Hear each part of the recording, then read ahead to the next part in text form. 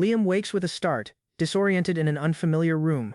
A single question grips him as he stares at the ceiling, wondering why his life has fallen apart. He studies his own hand, reflecting that he was never a perfect man, yet he always tried to live honestly and do right by others. Memories surface of brighter days, landing a steady job, marrying, buying a home, and holding his newborn daughter with genuine happiness. That happiness crumbles as his wife coldly ends their marriage, and his boss fires him on the spot, accusing him of embezzlement he never committed. Debt collectors corner him, demanding money he insists he never borrowed. Alone and defeated, he kneels against a wall, questioning where it all went wrong. Overwhelmed, he raises a hand as if to shield himself from the crushing weight of memories pressing down on him. Lying awake at night, he keeps searching for the moment his life took a wrong turn, unable to find an answer. A strange visitor suddenly appears in his room, dressed in an elaborate coat and tall hat, greeting him as though this were perfectly normal. His dog stares at the stranger, jokingly asking if he's a guide to the afterlife, while Liam wonders aloud if death has finally come for him. The visitor explains he's not here to collect a soul, but to offer something more intriguing than the usual afterlife. Calling himself a guide, the stranger snaps his fingers, cutting off Liam's questions before they can fully form. A vision reveals his ex-wife boasting to a new man about forcing her ex to pay child support for a daughter that isn't even his. Further truths unfold, his co-workers mocking him behind his back, revealing his firing and marriage were built entirely on manipulation and lies. His wife discusses staging their entire relationship with the mysterious guide, admitting the deception was real and not his imagination. The guide reminds Liam that despite everything, he kept paying support and stayed a good man even through hardship. Anger flashes across Liam's face as the guide notes that his kindness was repaid only with betrayal and cruelty. With a flourish, the guide reveals a stack of documents, calling them a prepared gift for Liam. He offers Liam a chance to reincarnate into another world, promising happiness after a life defined by misery. Liam learns his embezzlement charges were fabricated entirely by his old boss, confirming his innocence, though his mind lingers on his ex-wife. Realization settles over his face as he finally understands the truth behind everything that happened to him. His ex-wife mocks him openly, admitting she tricked him into working himself to death while she enjoyed a life of luxury with someone else. Tears stream down Liam's face as fury takes hold, and he begs the guide to grant him revenge against everyone who destroyed his life.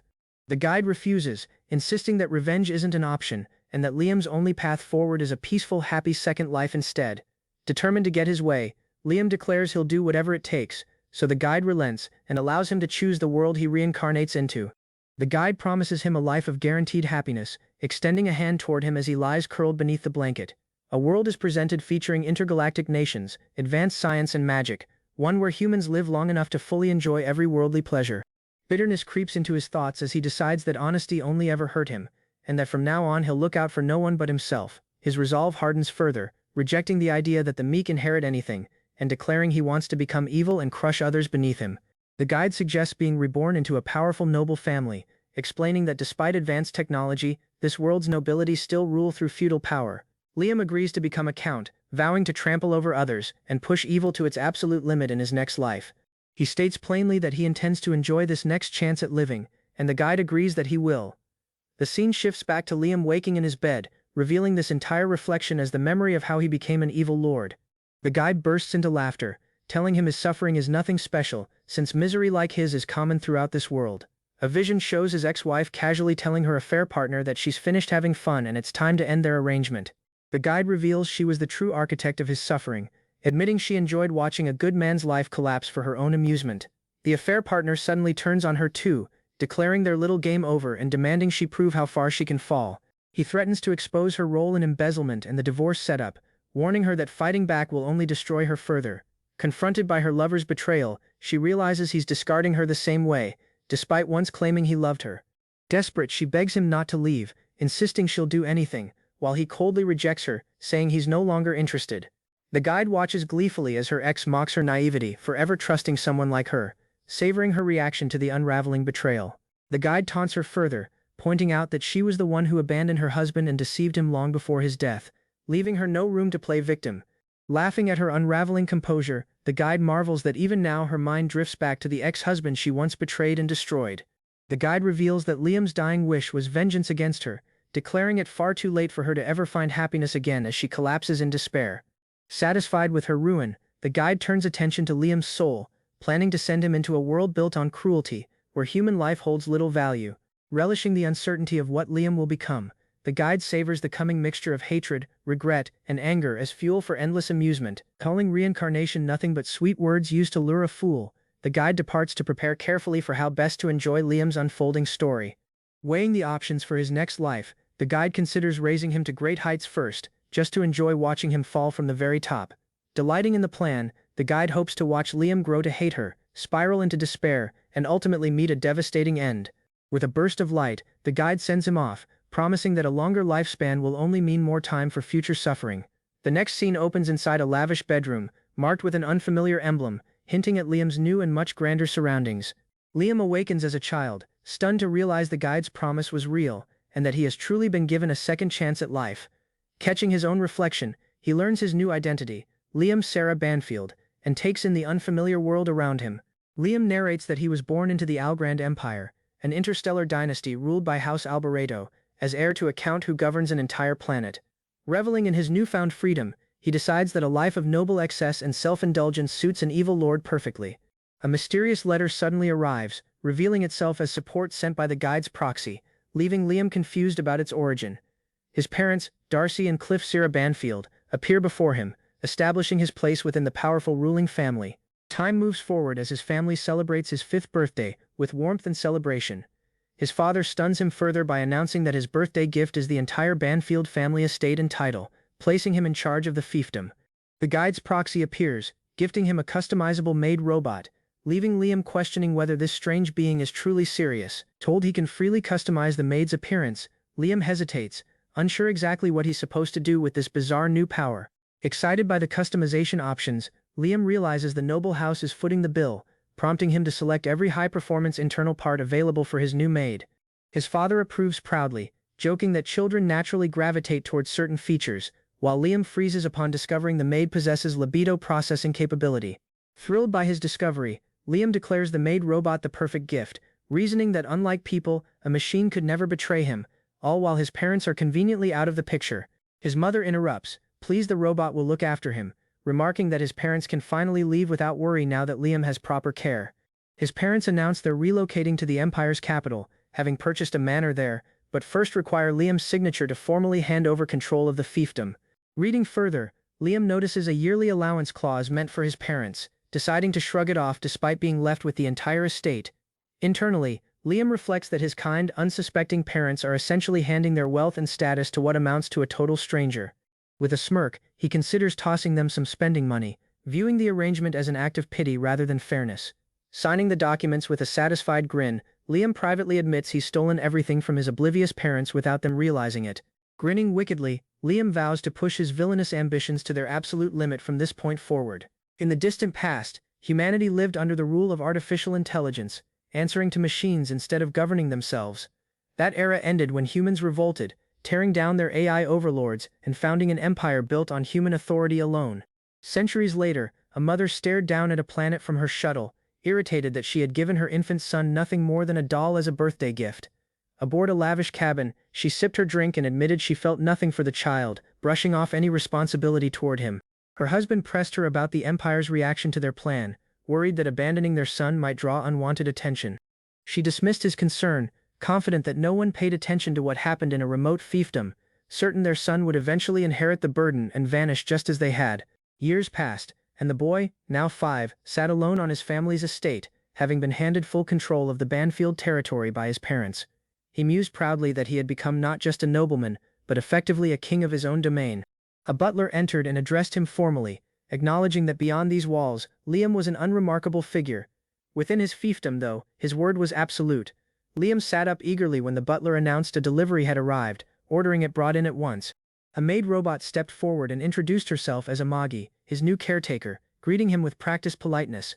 The butler explained that Amagi would require maintenance once a week and would now oversee Liam's daily care from that point forward. Curious, Liam asked what the maintenance actually involved, and was told it amounted to little more than a full-body checkup lasting roughly 2 hours. Amagi noted that this brief rest allowed her to function for an entire week, while Liam quietly began to see the possibilities of controlling something so capable. Without hesitation, Liam reached toward her. He grabbed her chest, marveling that this softness matched exactly what a man could want, while Amagi remained composed under his grip. Liam declared he could do whatever he pleased, and the butler, flustered, warned him not to behave that way in front of others. Reviewing fiefdom reports, Liam grew frustrated to learn he wasn't receiving any of the planet's profits, prompting the butler to remind him that was simply standard practice. Amagi offered to help manage government affairs, and Liam admitted that in his previous life he had been an ordinary office worker with no idea how to rule anything. She proposed a solution. Liam should enter an education capsule while she temporarily handled the fiefdom's administration herself.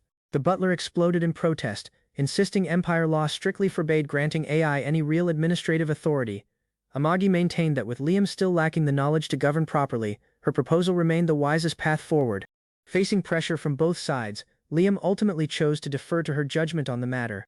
Stepping into the education capsule, he understood that the compulsory knowledge transfer would take half a year to complete, leaving him unable to act during that entire stretch while his body grew stronger inside.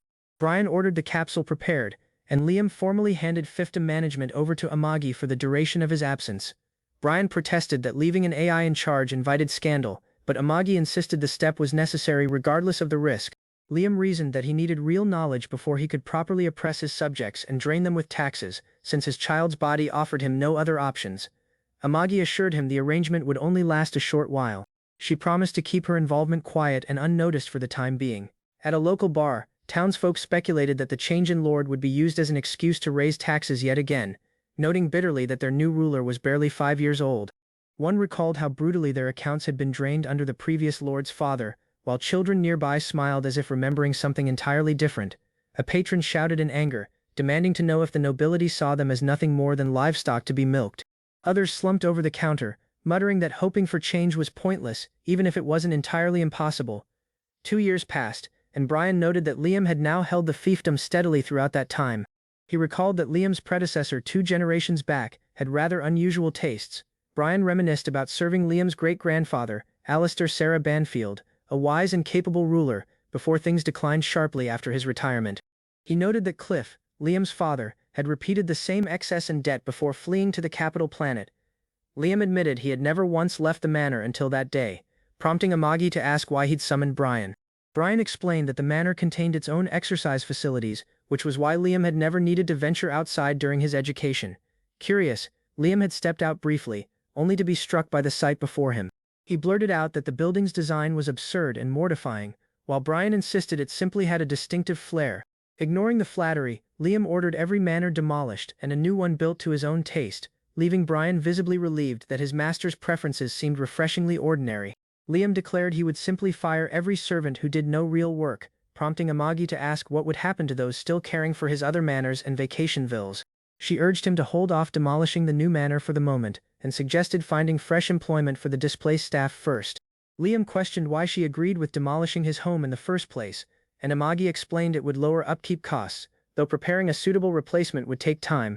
He conceded her point, resolving to be more careful about how the new manor was built, while Amagi proposed constructing something modest first before attempting anything grand.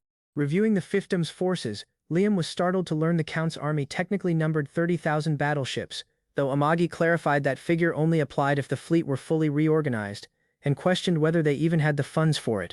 She recommended slashing the fleet down to a bare minimum of 3,000 ships, noting that only 20% of the current number were even operational, making the rest an unnecessary expense. Brian erupted in protest, insisting counts typically maintained fleets of 10,000 and that reducing to a mere 3,000 was unacceptable, even as the Empire itself recommended smaller numbers. Amagi pressed him further, asking if the issue truly mattered when only a fifth of the fleet functioned anyway, while Brian argued that such a drastic cut alone would make the Banfield name look weak to outsiders. He warned that neighboring nobles and space pirates alike would descend upon their planet the moment they sensed weakness.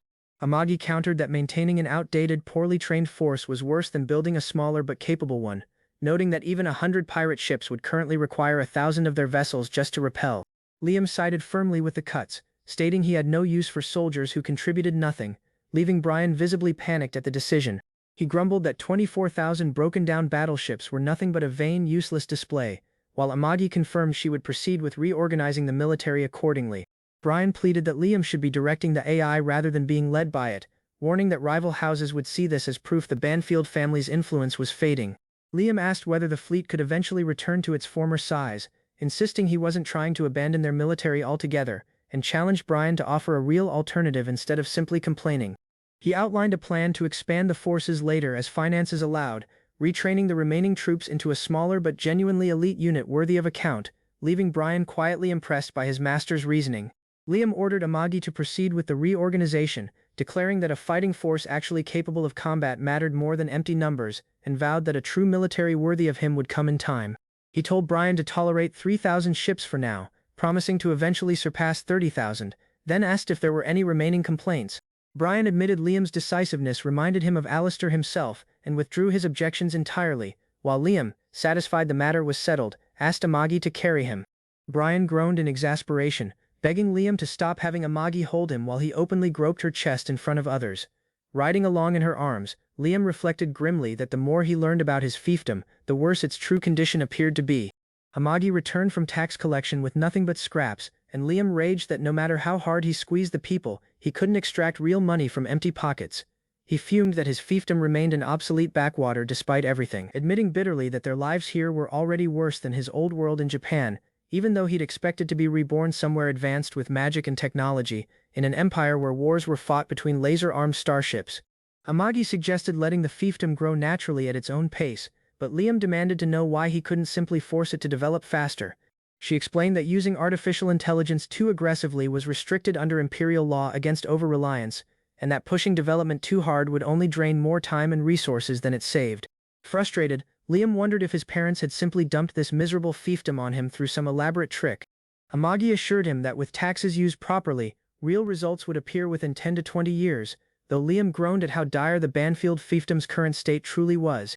A chart reminded him that people in this world lived astonishingly long lives, coming of age at 50, and often surviving 300 to 600 years, unlike the fleeting decades he remembered from his previous life. Amagi confirmed that 20 years would be enough time to develop the fiefdom properly, and Liam declared that alongside financial growth, he also wanted to grow physically stronger himself. When Amagi asked whether he meant training their military, Liam clarified he meant his own body, wanting real physical strength through martial arts or similar training. He explained that in his previous life he had lived in constant fear of debt collectors and their brute force, and this time he wanted the strength to fight back and dominate others instead of being trampled himself. Amagi doubted that reasoning was sufficient justification, but Liam insisted it counted as a necessary expense and told her to arrange an instructor regardless of the cost-cutting. He reflected quietly that what he truly craved was strength, to stop being the one things were taken from, and instead become the one doing the taking. Elsewhere, a mysterious hatted figure lounged in an alley, watching a young woman pass by among a crowd and remarking on how haggard she had become. He studied her disheveled hair, cheap clothing, and exhausted appearance, noting she looked ready to collapse at any moment. The figure absorbed something invisible from the people around her, savoring what seemed to be an unexpected windfall. Delighted by this unplanned bonus, he decided he could spare a moment to check in on how Liam was progressing, despite claiming to be busy. Materializing beside Liam, the figure mocked him for carrying a doll, joking that he must not trust living women, finding the sight rather amusing. He mused privately that gradually toying with this boy could prove entertaining, especially since Liam clearly hadn't realized his noble status now hung in danger. The stranger judged Liam as thoroughly ordinary and unremarkable, noting with interest that his wish for strength stemmed purely from a fear of losing what little he had. True to his self-proclaimed policy of always following through, the figure summoned a samurai-like warrior from the trees, introducing him proudly as a wonderfully talented man he intended to offer up. The hatted figure grasped Liam's shoulder and told him to go ahead and enjoy himself for now, promising with a soft laugh that he would return the moment Liam eventually fell into ruin. Yasushi reached at Banfield's remote world, annoyed by his liability driving him into this job. He questioned the youthful client's skills, viewing him as simple target to deceive for money. Yasushi disclosed he'd taken a blade, readying to show Liam's swordsmanship despite doubting its relevance. Liam, Amagi and a child joined Yasushi in clear ground, prepared for training. Yasushi properly called Liam as ruler, signaling the beginning of their martial arts mentorship. Liam assuredly started by asking a blade school demonstration from Yasushi, trying to stay calm. Yasushi disclosed his combat school has a deadly ultimate move he normally keeps secret. Consenting to show once, he set firm circumstances on observers, allowing only Liam to watch. Amagi declined to depart Liam throughout the display, favoring his safety over the instructor's request. Struck by Liam's calm ahead a ruler, Yasushi hesitantly accepted the job as his mentor. Liam voiced solid wish to study from Yasushi, ordering Amagi to stay alert for dangers. Amagi handed Liam a tool to spot frauds pretending to be swordsmen for protection. She stated the tool could spot deception, warning Liam not to let his guard down. Yasushi quietly received that his blade could be placed where his blade couldn't reach. Liam closely placed the timber, noting its special importance as Yasushi prepared to begin training. Yasushi readied to display the final Isan blade technique, stressing its rarity and power. Liam looked in amazement as Yasushi rapidly cut the wood log into perfect sections. Yasushi stressed the final technique's challenge and need, suggesting at deeper mysteries within the style. Liam keenly consented to study, displaying determination and a willingness to accept the challenge. Beneath the events, Yasushi intended to use Liam's innocence for financial gain during their training. Liam appreciated Yasushi's ruse with the records, seeing magic wouldn't fool the device's detection. The scanning tool couldn't feeling plain sleight of hand, so Liam ignored concerns and prepared to train. 3 period elapsed as Liam intensely trained swordsmanship, demonstrating considerable growth and skill development. Yasushi intended future sessions, centering on fundamental weapons and seeking instructional videos to improve. Though Yasushi questioned Liam's history, he was shocked by his steady devotion and hard work. Yasushi likes good care, but uncertainty aristocrats need strength, relying instead on subordinates for protection.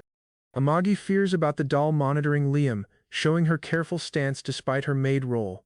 Yasushi considers on the pressures set on Liam, suggesting it graft in the harsh environment. Liam appreciates his recently finished estate, appreciating its grandeur and improved living conditions. Amagi tells Liam to ready for his future pod trip, emphasizing its importance and timing. Liam readied to join the learning pod, deciding to gain knowledge before adulthood for advantage. Amagi passed Liam a concerning report, cautioning him to defend their territory during his absence.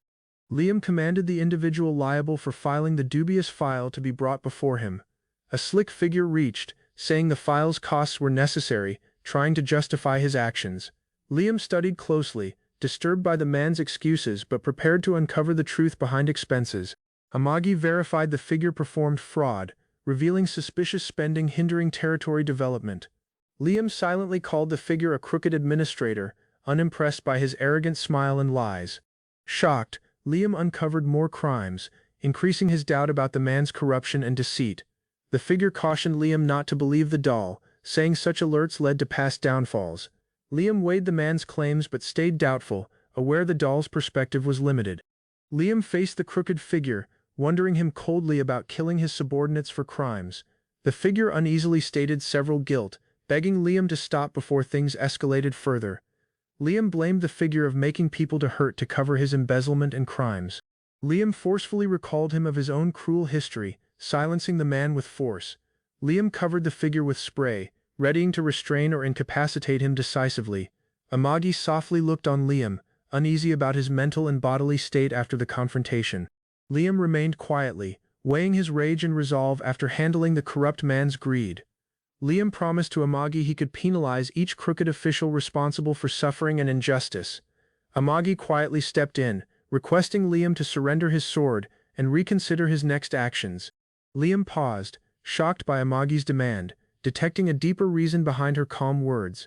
Amagi proposed Liam aid, detecting his load to confront widespread corruption and injustice.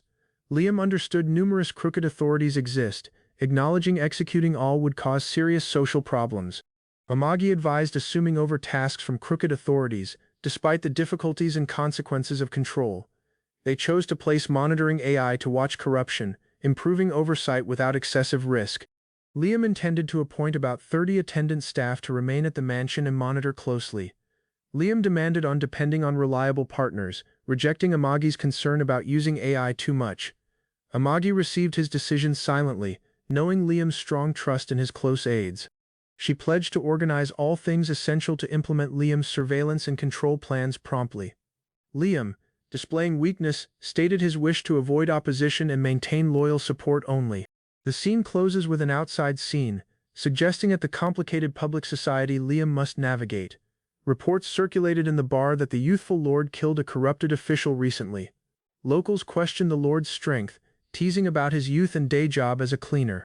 Word spreads about state schemes to increase compulsory education years, hinting at societal changes. Laborers debate greater building work, seeing the education expansion as a boost for the economy. Regardless doubt, Several acknowledge surprise at the Lord's wisdom and decisive actions at only 10. The scene closes with promise as the city's advances signal a brighter future under the youthful Lord's rule. The fresh worker uneasily enters, encouraged to take their duties seriously under Liam's leadership. Worry emerges about needed evening tasks, but reassurances follow about Liam's youth and Amagi's care. Amagi manages most of Liam's private affairs, saving staff from excessive responsibility around him. The chief cautions workers strictly, defending Liam's reputation while acknowledging the close trust between them. Liam relies on Amagi like a child depends on a parent, displaying strong mutual trust. The workers stress Amagi's need to Liam, cautioning people never to disrespect her care and loyalty. 20 period later, Liam trains swordcraft, yet striving to improve despite his significant experience. Annoyed, Liam wonders if he misses aptitude after producing only weak results in training. His teacher urges persistence, clarifying that mastery of the sword requires long, difficult dedication. Liam grins, recognizing his advance and resolve to continue improving despite the challenges ahead. Liam remembers learning the fundamentals but wrestles with a hidden technique involving magic and swordsmanship. His teacher states that using sorcery to the edge can extend the sword's reach in battle. Liam realizes he must learn sorcery deeply, even if sorcery hasn't been favored for offense before. Healing and auxiliary sorcery have real value, but guiding arcane humanoid weapons requires strong magical skills. Liam decides to increase his sorcery sessions, understanding that mere basics won't be sufficient. Liam's teacher counsels centering on sorcery alone for 10 years, postponing unique skill practice. The teacher applauds state and armed restructuring, noting successful new projects improving the territory. Liam considers on swift society technical progress, questioning why previous generations resisted tax reforms. Practice increases as Liam trains fundamentals blindfolded, adding weights to enhance sword control. The blindfold trains Liam to depend on instincts past vision for better swordsmanship. Liam likes practice, feeling thrill in mastering the sword and surprising his mentor greatly. His teacher is stunned as Liam changes a false technique into an actual powerful sword technique. The teacher dreads discovery if found as a fraud. Given Liam's swift growth and success, he nervously schemes to extend his period and leave due to Liam's overwhelming skill development. A several period later, Liam shows advance in detecting his environment beyond sight during training. Liam shows his command of non-visual instincts, impressing his teacher with precise sword control. He assuredly wields the blade easily, displaying significant improvement in handling and technique. The teacher cautions Liam not to grow complacent, telling him exceptional abilities require further growth. Liam realizes huge promise past vision, keen to develop new abilities and refine his training. The teacher schemes to make a special blade suited specifically to Liam's evolving strength and skill.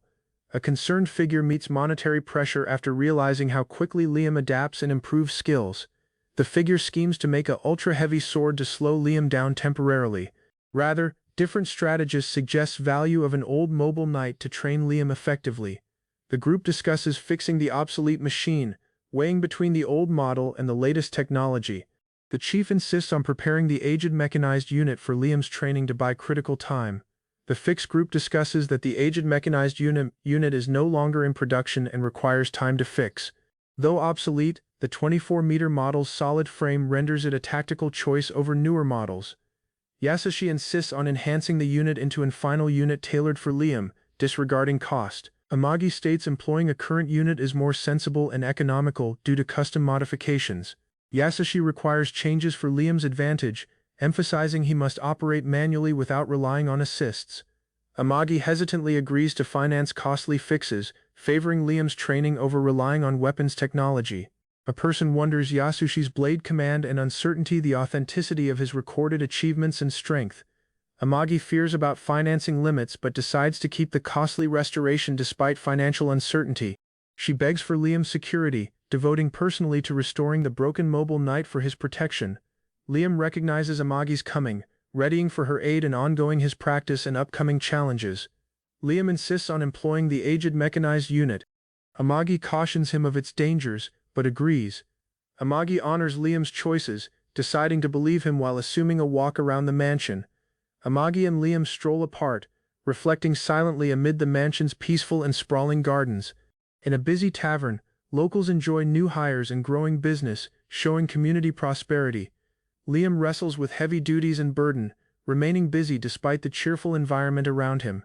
Locals consider on swift shifts under the new lord, comparing development to previous centuries.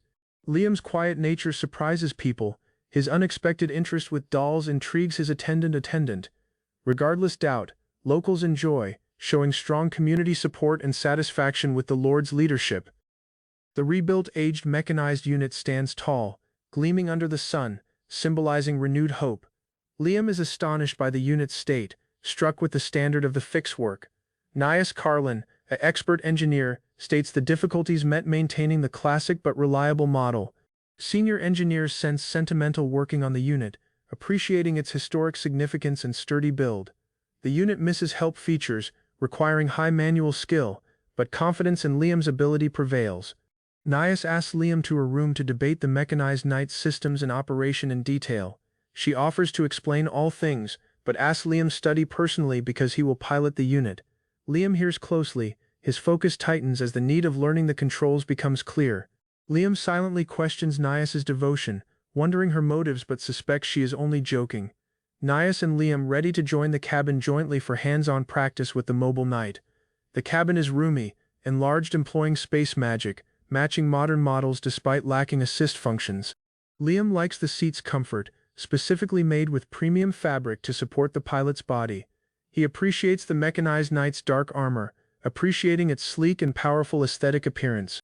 Nias says locals favor showy models, but Liam's spending on repairs shows deep commitment. Seniors explain numerous aristocrats value mechanized knights as status symbols, emphasizing style over practical skill. Mechanized knights symbolize aristocracy. Liam's unit obtained a complete refit, supported by a large budget. Liam becomes the approved operate, making only he can control the tailored mobile knight smoothly. Shocked but thrilled, Liam hears closely as he starts the unit's powerful engine. The mechanized unit surges to life, its huge frame shaking the ground as it activates. Parts of the aged machine drop off, showing hidden damage beneath the impressive exterior. Liam studied the fresh machine attire, excited by its unfamiliar and advanced design features. Nias the trainer grinned uneasily while readying to explain the suit's unique controls. She stated the lack of an auto-balancer, an absent help that makes controlling this suit's harder. Liam's resolve rose as he resolved to expert the tough unit and grow a first-rate pilot. Nias urged him, stating learning the attire could make him stronger than any other pilot. Liam remembered his practice in sorcery handling, centering on transmitting his imagination to the mech. The machine stood as Liam's abilities showed remarkable for a first-time pilot in the simulator. Nias stated the mech's challenge, stressing the require for solid mental focus and steady control movements. She assured Liam about the mech's power, cautioning it was sluggish and tougher to maneuver. Abruptly, the machine halted motion. Liam emerged confused while Nias suggested he begin walking carefully. The mech's palms twitched wildly, surprising everybody with its erratic and unexpected movements. Nias flushed uneasily, trying to keep composure while trying to manage the situation calmly. Liam said sorry quickly, shaken by the mech's unstable movement and suggested taking a short break. Ruler Alistair reached, watching Liam piloting the machine with a blend of pride and disbelief. Regardless the clumsy motions, Alistair was strongly touched, while others expressed discomfort at the mech's actions. Yasushi furiously rebuked Liam for improper touching while seeking to get him out of the cabin. Liam uneasily said sorry while people asked Yasushi's standing as a master swordsman and martial artist. Nias remained 3 months to show upkeep and explain each depth about the mech's operation. Liam promised to interrupt Yasushi's practice to repay the girl Yasushi was pursuing.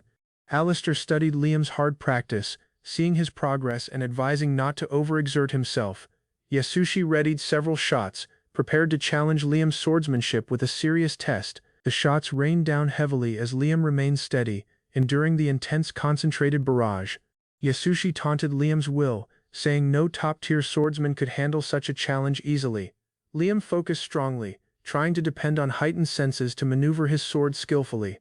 Regardless his uncertainty, Liam's expert urged him, insisting determination makes the impossible achievable.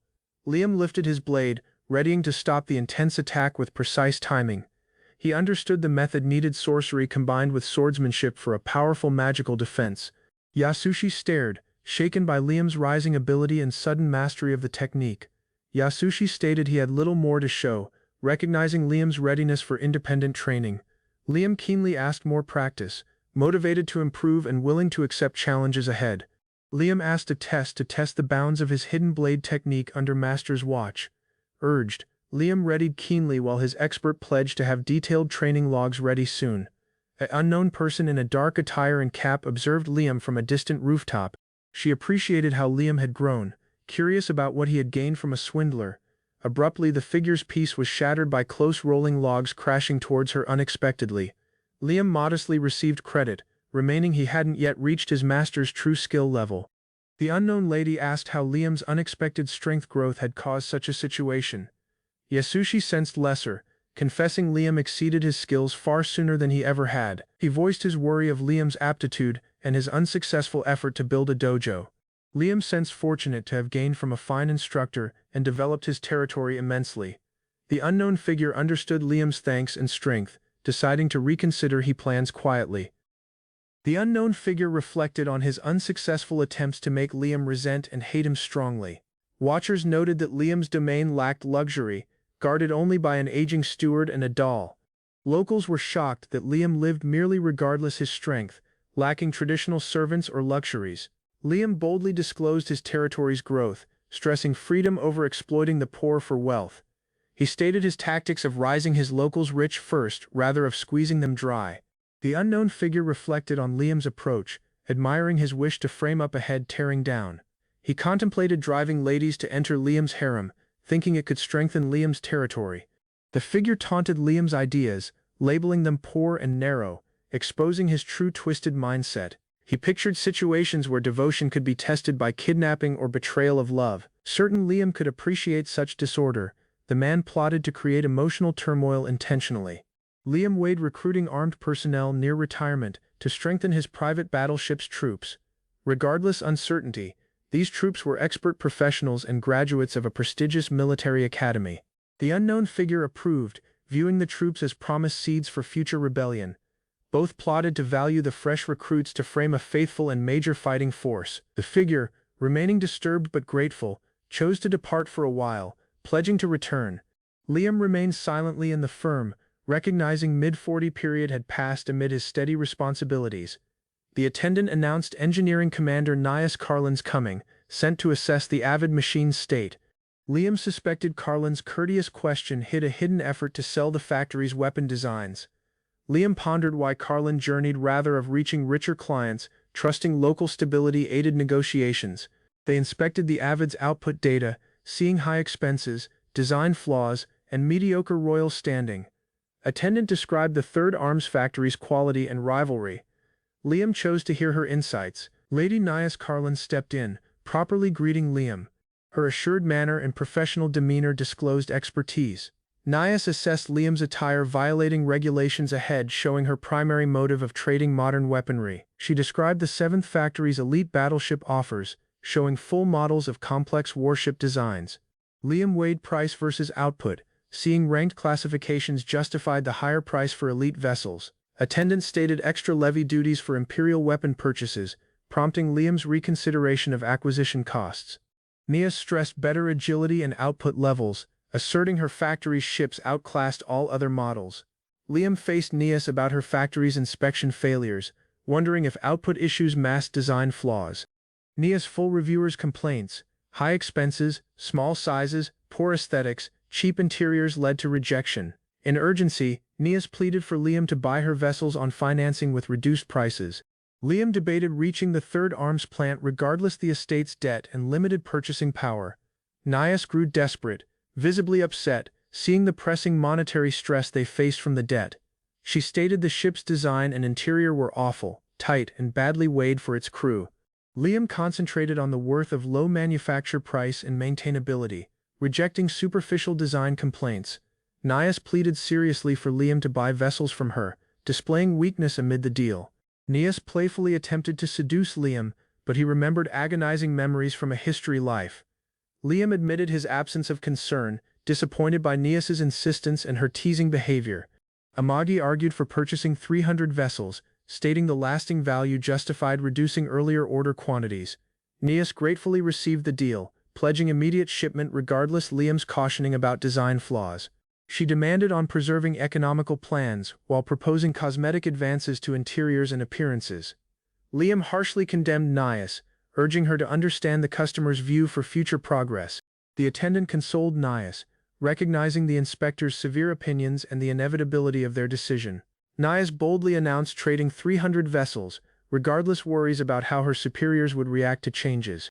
Nias defended her attempts to advance design, stating Liam's buy depended on these pricey reforms. An aristocrat questioned Nias's progress, wondering if appeal rather than merit influenced Liam's buying decision. Nias paused, but certain personally assuredly about her ability to influence Liam's decisions effectively. People advised Nias should marry Liam for sway, but she boldly defended her sales abilities instead. Brian nervously studied, seeing Liam unknowingly moved into a honey trap, endangering his future. Liam readied to meet Banfield House's sole trader, attendant status respectfully, atmosphere tense and anticipatory. Thomas Henfrey offered golden candies he'd been asked to obtain, maintaining polite posture on sofa. Liam proposed candies freely, inviting Henfrey to closely count them while evaluating merchants' real reasons. Henfrey objected, calling candies as his chamber's goods. Liam blamed him teasingly of cunning behavior. Trader Henfrey asked 100 battleships guard, clarifying need for safe passage through treacherous sectors. Henfrey stated raider threats along the route, not the target, making concern about the mission. He voiced merchants frequently face several assaults daily, stressing the urgent need for protection. Liam hesitantly consented to lend 100 ships, making security with a confident, commanding expression. Henfrey asked earnings and pledged future sweet gifts, suggesting its shared benefit and ongoing cooperation. Liam commanded Amagi to ready the armada instantly, finalizing the agreement and setting plans in motion. The modern domain thrived under Liam's reign, futuristic structures and starfields showing striking growth and innovation. Watchers praised Banfield's advance, especially viewing Liam's youthful youth and unusual leadership for a noble. Liam remained out for his eccentric but benevolent reign, gaining both respect and intrigue from his locals. Henfrey and his attendant questioned why Liam specifically asked bullion, when different metals were also plentiful. Henfrey remembered Liam's only real joy came from receiving bullion, regardless offers of rarer treasures. Henfrey and attendant discovered Liam's humility unusual for a youthful aristocrat with such power. They debated how the Banfield domain thrived, all levy revenue invested rear into progress projects. Henfrey questioned how greatly more the domain could advance if not for its weighty debts. The attendant cautioned this commerce mission met greater threats than usual, raising concerns about the risks. Henfrey resolved to ensure gain from this risky commerce, stressing his position as exclusive merchant.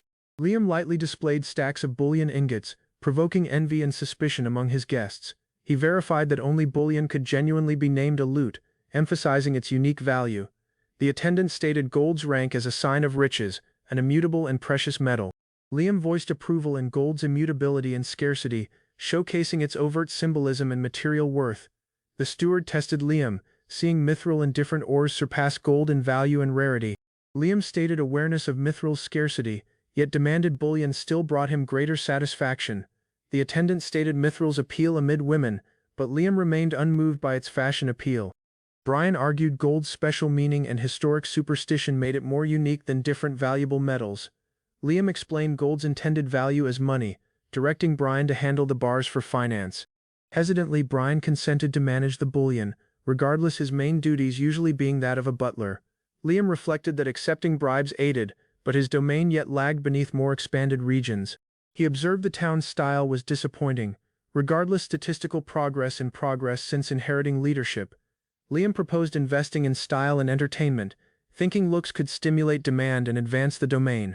While recognizing rising liability, Liam demanded bringing in performers and models might positively sway the people. Unfortunately, the hired performers' bizarre styles stunned everybody, not equaling Liam's hopes for beauty or fashion reform. Close planets had special attractiveness levels, frustrating Liam with fashions that clashed horribly with his vision. Elsewhere, an unknown watcher was disappointed by Liam's diligent movement, expecting vice but noticing only tough work. Regardless Liam's aims, his merchants questioned why he emerged benevolent, incapable to grasp his supposed villainy.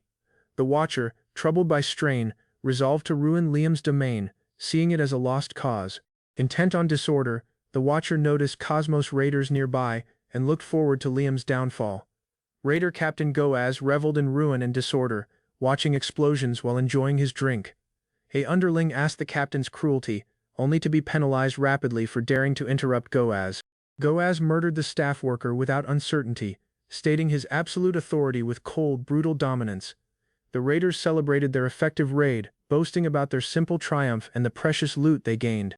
Goaz, bored already, displayed cruel disregard for people, ordering the removal of his favorite lady without remorse. Goaz sternly chose he required a fresh victim, displaying no sympathy after using his previous captive. The lady, deeply shaken yet resilient, survived brutal torture without losing her sanity, earning grim respect. Goaz's raiders debated their following technique, suggesting a pause, but Goaz's attention turned to nearby nobles. Reports had attained Goaz about ruler Banfield's attempts to advance his territory and reputation for benevolence. Thrilled, Goaz keenly consented to mark Banfield's domain next, encouraged by his pirate crew's suggestions. Goaz's raiders anticipated more approval in shattering somebody honorable, keen for a fight before total defeat. Goaz, motivated by hatred, promised to ruin Banfield's peace, planning ruthless chaos and suffering ahead. Liam, now ruler in a science fiction society, rose restless, confining personally inside his mansion. Amagi cautioned him it was unsafe for a planet's ruler to roam outside often. Liam, aspiring to act as an wicked ruler, announced his wish to oppress the locals. Amagi quietly stated that raising taxes might aid short-term but could hurt their territory's future order. Annoyed, Liam wished to abuse strength, but Amagi's rational advice made him rethink his rash aims. Liam keenly intended to gather all the beautiful women in the domain, dreaming of complete handling. Amagi quietly stated that everybody in the estate was already selected from the most beautiful and educated locals. Amagi verified the workers were the territory's utmost, addressing Liam's uncertainty and underlying disappointments. Although Liam was shocked, Amagi proposed to appoint somebody, but he ultimately declined, remaining awkward. Seeing his strength, Liam wished performers too, but Amagi noted regional talent still lacked development and progress. Liam paused about inviting outsiders, concerned it could expose his flaws and threaten his authority. Amagi assured him, telling Liam he was already the king of House Banfield's entire world. Yet, the territory's weighty liability restricted expense on luxury, leaving Liam frustrated by slow progress. Abruptly, a servant rushed in announcing raiders had announced war on House Banfield, shocking everybody. State buildings readied for crisis, as House Banfield prepared for the looming raider invasion and desperate guard. A raider named Goaz required hostages and riches, targeting attractiveness and strength to seize control. The council divided several required combat. People pressed negotiation, fearing needless bloodshed under overwhelming odds. Goaz's armada numbered 30,000. Their own power, only 8,000, making strain and sharp accusations. Liam examined the reward logically, unmoved by the profit, dismissing it as insufficient motivation. The room became quiet as Liam whispered he'd act only if the prize grew worthwhile. An unknown figure emerged through time-space, halting all things, surprising Liam with a rapid and dramatic entrance. The figure claimed the raiders were a gift, stating Liam wanted fortune and a luxurious life. He stated Liam's domain was in liability and proposed aristocracy prestige as a symbolic adulthood reward. The raider chief possessed huge loot, defeating them could solve Liam's problems, though interference made things difficult. The figure pledged unimaginable riches and recognition could be Liam's, should he lost the powerful pirate fleet. Liam received the test, praising the man's service, assured the raiders were now insignificant dangers. He voiced genuine thanks, noting the strange allies' aid in shaping this crucial turning point ahead. The unknown figure vanished with approval, departing beneath a final grin his job had been fulfilled. As Liam neared the table, resolve packed him. The instant to act had eventually come. With ordering existence, Liam announced combat preparation, prepared to confront Goaz in his very first war. The council objected Liam's decision, citing the raiders' power, but he ignored their uncertainty without hesitation. Liam asserted entire authority, ordering the aristocrats to ready for war and come orders without question. With a assured grin, Liam required entire mobilization, including the deployment of his special machine Avid. Preparations proceeded rapidly. Avid was touched to the spaceport while Liam readied to board the battleship. Several feared ruin, but his attendant defended Liam's tactics, telling people that defeat had not yet come. Regardless reinforcements being dispatched, Liam verified they could arrive too late to sway the battle's outcome. Several mourned the precision, regretting Liam wasn't born prior to defend the house's tradition earlier. The unknown figure reappeared in Cosmos, Amused that Liam was embracing the raider danger he orchestrated, he hoped Liam could survive but also appeared thrilled by the disorder his gift might reason. Goa's power stemmed from an unknown box, letting him to equip his armada like the royal army. Unseen past the stars, the figure taunted Liam's history, declaring him nothing but a disposable pawn. He anticipated Liam's mental collapse, waiting for belief to crumble into hate, and grins to vanish completely. Surrounded by battleships, he tested Liam to face the facts and battle with all things he had. House Banfield's armada modern with 5,000 vessels, confronting a danger far greater in number. Inside command, Liam stayed peace and uninterested, even as urgency circulated across the handling center. Liam asked the battle's rank, shocked it had began without visible signs of direct clash yet. The operator's stated current wrestles stemmed from foe numbers, while tactics concentrated on careful movement in space. Liam reflected on his learning, seeing in cosmos warfare, sightlines and gap were both deceptive and fluid. The officers sensed strain. Confronting 6-to-1 odds made even the boldest commanders visibly unsettled and careful. Liam attempted to issue commands, but unexpected interference disrupted communications ahead the command could be considering. Sensors identified a danger above the source of interference and foe movement neared from overhead stance. A rapid burst of vessels emerged. 500 foe ships modern directly into Banfield's battle zone. Liam reacted swiftly, ordering interception as uncertainty stood. The enemy's tactic appeared made to disrupt formations. Liam identified the enemy's scattered tactics created unavoidable gaps, yet their indirect approach puzzled him tactically. He found the attackers weren't real raiders but forced conscripts from neighboring fallen nations. Incapable to communicate, Liam calculated both sides' limits, recognizing they too must adapt under jamming interference. Somebody studied from afar, clapping slowly. Liam's unexpected output exceeded hopes and altered the enemy's opinion. The raider chief Goaz, now intrigued, intended to capture Liam living and make him his plaything. Goaz grinned cruelly, keen to torment Liam's locals once triumph was certain and resistance collapsed. He announced the entire assault, rallying his men to display their real raider nature in battle. The raiders surged ahead with explosive power, falling into Banfield's armada with overwhelming aggression and firepower. Watching from security, Goaz laughed, mocking Banfield's side for what he thought was a withdrawal. Abruptly, a raider battleship was engulfed in explosions. An unexpected counterstrike disrupted Goaz's assumptions and shook command. Goaz was stunned as mines detonated across cosmos, seeing Banfield's tactics was more modern than expected. In a rage, Goaz required search, but disorganized raider ships fought to keep up under fire. His troops were caught off defense as Banfield's armada started a synchronized counterattack from defensive positions. Though struck by their ability, Goaz demanded on pressing tougher, thinking numbers alone would secure victory. Raider command thought aristocrats might flee soon, but if not, they intended to crush any remaining resistance. The war zone escalated with weighty crossfire. Formations changed as Banfield's armada maneuvered under explosive pressure. Goaz ignored the resistance, assuming Banfield's side had already attained their limit with no more surprises. Annoyed by withdrawal, Liam asked the scheme, unwilling to let the foe believe they had won. His officers stated the tactics to stall until royal reinforcements reached, and extend the engagement carefully. Liam rejected the scheme, declaring his intent to win this combat through his own power solely. Liam understood the foe might have diverted their troops, endangering his world in retaliation. He declined to take any concession, fearing for Amagi and his territory's security and honor. Declaring a full-scale assault, Liam performed each available power to pause the enemy's formation personally. Resolved to guide by example, Liam readied his private machine, ordering immediate mobilization without uncertainty. Amid brutal explosions, the raiders acknowledged Liam's will as his troops gripped position without retreat.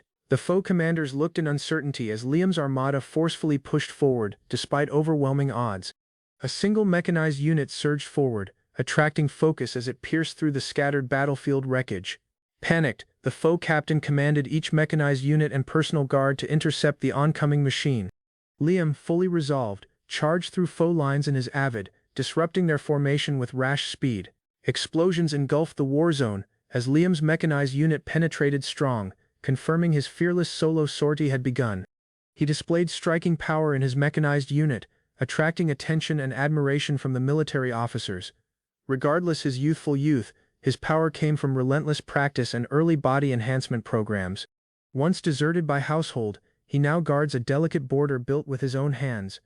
His conviction and sacrifice inspire troops. None had seen an aristocrat defend locals so genuinely. To lift their spirits, he grinned assuredly, and they sensed approval serving such a real leader. A huge beam armament fired, obliterating debris and rocks drifting quietly through cosmos. Liam, encased in modern mecha armor, hovers assuredly amidst the cosmic war zone. He brandishes a glowing power blade, readying to counter any test that approaches him. A bright blast bursts, surrounding the area where he struck, radiating unstoppable force. Liam considers on his progress, crediting his expert for unmatched swordcraft and resilience. Liam remembers hard practice from his expert, readying for relentless magic and combat in battle. The giant machine propels ahead as several foe vessels approach, ready for an overwhelming attack. Liam's machine arm shows a strong multi-barrel armament, indicating a fierce response to the threat. Power blasts explode outward, destroying foe troops in a dazzling display of destructive strength. Liam commands his troops, declaring his title will inspire worry and control across the realm. Liam's machine rapidly advances towards approaching foe units, showing remarkable speed and precision. The foe commander recognizes Liam's swift moves, wondering if he is genuinely the pirate's unit. Throughout combat, Liam's blade motions confuse the foe, prompting shocked questions about his fighting style. Liam shows his master's title and the Forbidden One Flash Blade Academy, surprising and causing his foes. With intense resolve, Liam pledges to loss his foes and spread the legendary One Flash name. Goaz, a bald commander, furiously requires the identity of the strong mechanized knight. Reports confirm the mechanized unit is Liam Sarah Banfield, leader of House Banfield, shocking the staff. Goaz fumes about wasted assets as his costly mercenaries struggle versus a youthful and expert rival. Annoyed, Goaz commands his troops to surround Liam, criticizing the boy's rash eagerness for glory. Seeing loss looms, Goaz considers withdrawal, confessing the pirate fleet's growing size threatens their control. Goaz shows an unknown transmutation box that grants unlimited cash, sustaining his power endlessly. He commands a purge of untrustworthy troops, stressing the need of faithful, expendable forces only. Goaz furiously commands his armada to ruin any vessel that obstructs their escape route. Liam abruptly grabs Goaz, declaring triumph and possession of all the raider valuables.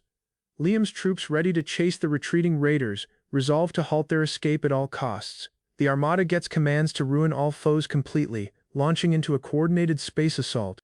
Liam readies closely, preparing his machine for the following phase of their treasure hunt mission. His troops technique rapidly, cutting through foe fire and clearing a route toward their goal. Reinforcements demand Liam's surrender instantly, but he bravely refuses, stating on ongoing their quest. Liam instructs his group to come him closely, mindful of feasible dangers from enemy traps.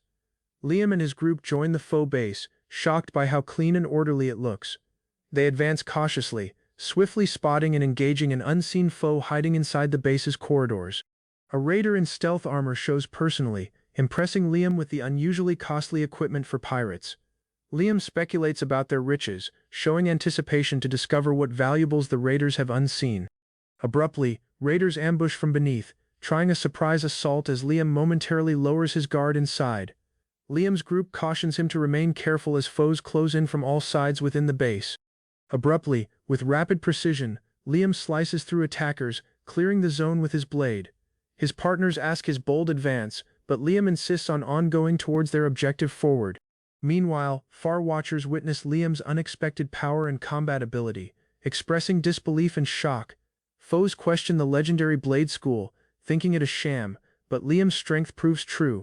Two foes clutch their boxes in ache, plainly injured after encountering Liam's unexpected assault.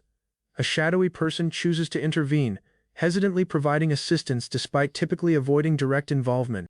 Goaz, cornered and desperate, considers employing unseen loot to negotiate for his survival from attackers. Abruptly, Goaz reacts in amazement, detecting a strong and unknown presence approaching rapidly. The shadowy person emerges beneath Goaz, pledging him exceptional powers to defeat Liam and change his fate. Goaz refuses to take loss and is pressured to embrace dark powers to survive the combat. He endures an agonizing change, his frame shrouded in mysterious crackling energy and shadows. The person overseeing this change laughs menacingly as Goaz's frame starts forcefully mutating uncontrollably.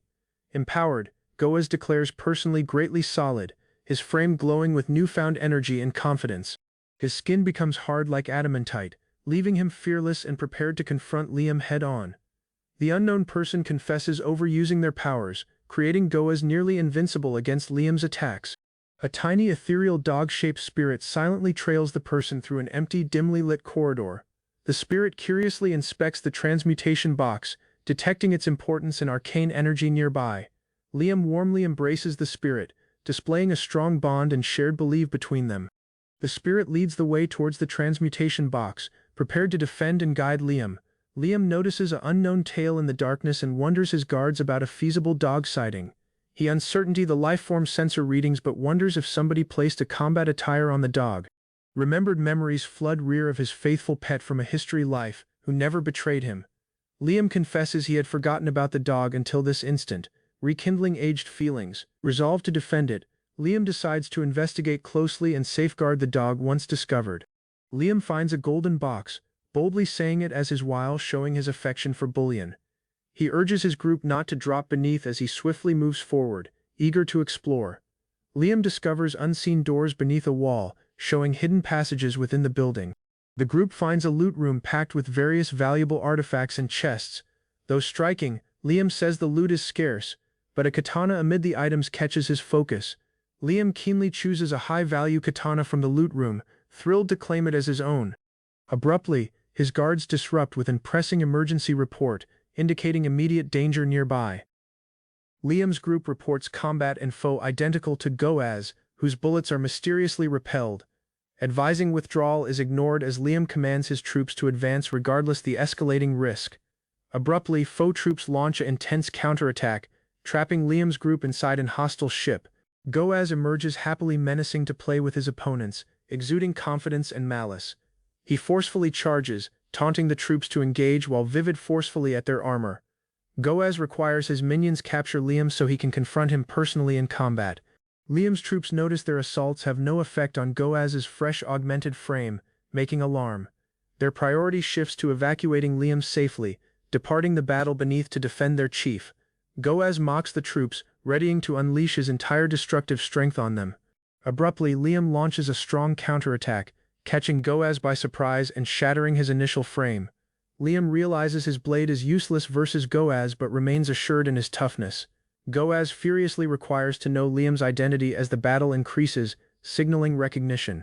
Liam cuts off Goas's hand, saying the blade as his own treasured armament. Goas is stunned but intrigued by the sword's durability and minor damage. Enraged, Goas surges in fury and lunges ahead, readying for an intense retaliation. Goas furiously assaults, cautioning not to underestimate his power in battle. Liam's assault surprises Goas, showing a face he recognizes with amazement and shock. Liam taunts Goas assuredly, stating his identity and control over his overcame foe. Liam's group discusses the strange appearances, doubting Goas might have altered his frame. Goas retaliates heavily, but Liam quietly dismisses the assault, mocking Goas's noisy aggression. Goas begs for mercy, providing all his valuables to save his life from Liam's wrath. Liam refuses to spare him, displaying no mercy and a cold wish for handling. Liam considers on his villainous change, embracing fierce strength over people as satisfaction. Goas attempts to negotiate, saying valuables already belong to Liam while plotting betrayal. Liam dismisses Goas's dangers, assured in his power, and keen to seize new treasures. Liam promises Goas the Empire's questioners will obtain any wanted information from him easily. The guards, yet angry over casualties, ask if Goas should be seized living for the reward. Liam insists on assuming Goas living, wishing for a greater prize by handing him over. Reviewing the reward terms, they confirm the entire sum is paid for Goas even if dead. In the conclusion, Liam kills Goas personally, quieting him and calling his pleas irritating. Goas' frame transforms following demise, surprising Liam and his group with its temporary power-up effects. The troops collect proof of Goas' demise, confirming the mission is complete and vessel secured. A nervous scientist, the raider's breeder, is discovered and asked about the captive's location. Liam forcefully urges the breeder to cooperate, who uneasily begs not to be harmed more. The group readies to protect a room packed with the scientist's belongings, making everyone's safety first. Liam wonders the breeder about pets, wondering if he maintained animals or livestock on the vessel. The breeder offers to alter captives most horribly, misreading Liam's aims for literal obedience. Two troops are disgusted following witnessing the breeder's tests, displaying obvious revulsion at his actions. Liam and his group study the room as truly the breeder's laboratory, containing disturbing programs. The troops express their loathing, seeing the breeder's warped samples aren't voiced by anyone on their side. The breeder describes his tests as craft. Certain ruler Liam will appreciate the pain and twisted results. Liam is disgusted, executing the breeder without uncertainty, rejecting to tolerate his madness any longer. Exploring more, the group discovers locked cells containing the breeder's grotesquely transformed captives and tests. One captive, shockingly disfigured, shows Goaz and the breeder forced hideous changes on captives for amusement. Liam confirms both villains are deceased, eventually bringing peace and ease to the previous captives. The captives beg Liam for compassion, wishing for rescue from their monstrous, pain existence. One survivor asks demise, clarifying they can never come back to normal personal life after transformation. Liam chooses life, pledging medical aid if they signal devotion or future assistance in comeback. Misunderstandings arise and the prisoner urgently requires demise, incapable to bear their troubled state any longer. The troops come Liam's commands, apologizing while fulfilling the final sorrowful demand of the transformed prisoner.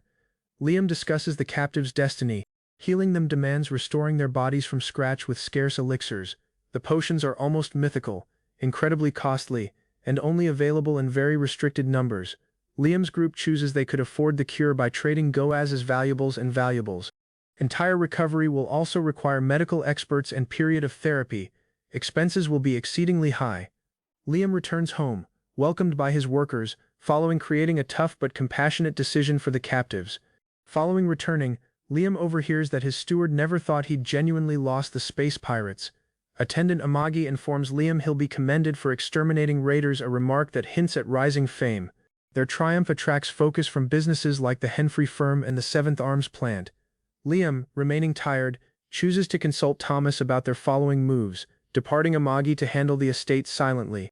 Thomas bargains loot costs, surprising Liam with how rich Goaz truly was, and Amagi simply observes. Liam discusses finances and future incidents, entrusting ritual preparations, doctor selection. Outside, the Henfrey firm bargains forcefully, while people whisper about Ekigoya's sly business tactics and reputation. In the Elgrand realm, a huge metropolis clings to the Grey Star, busy with millions.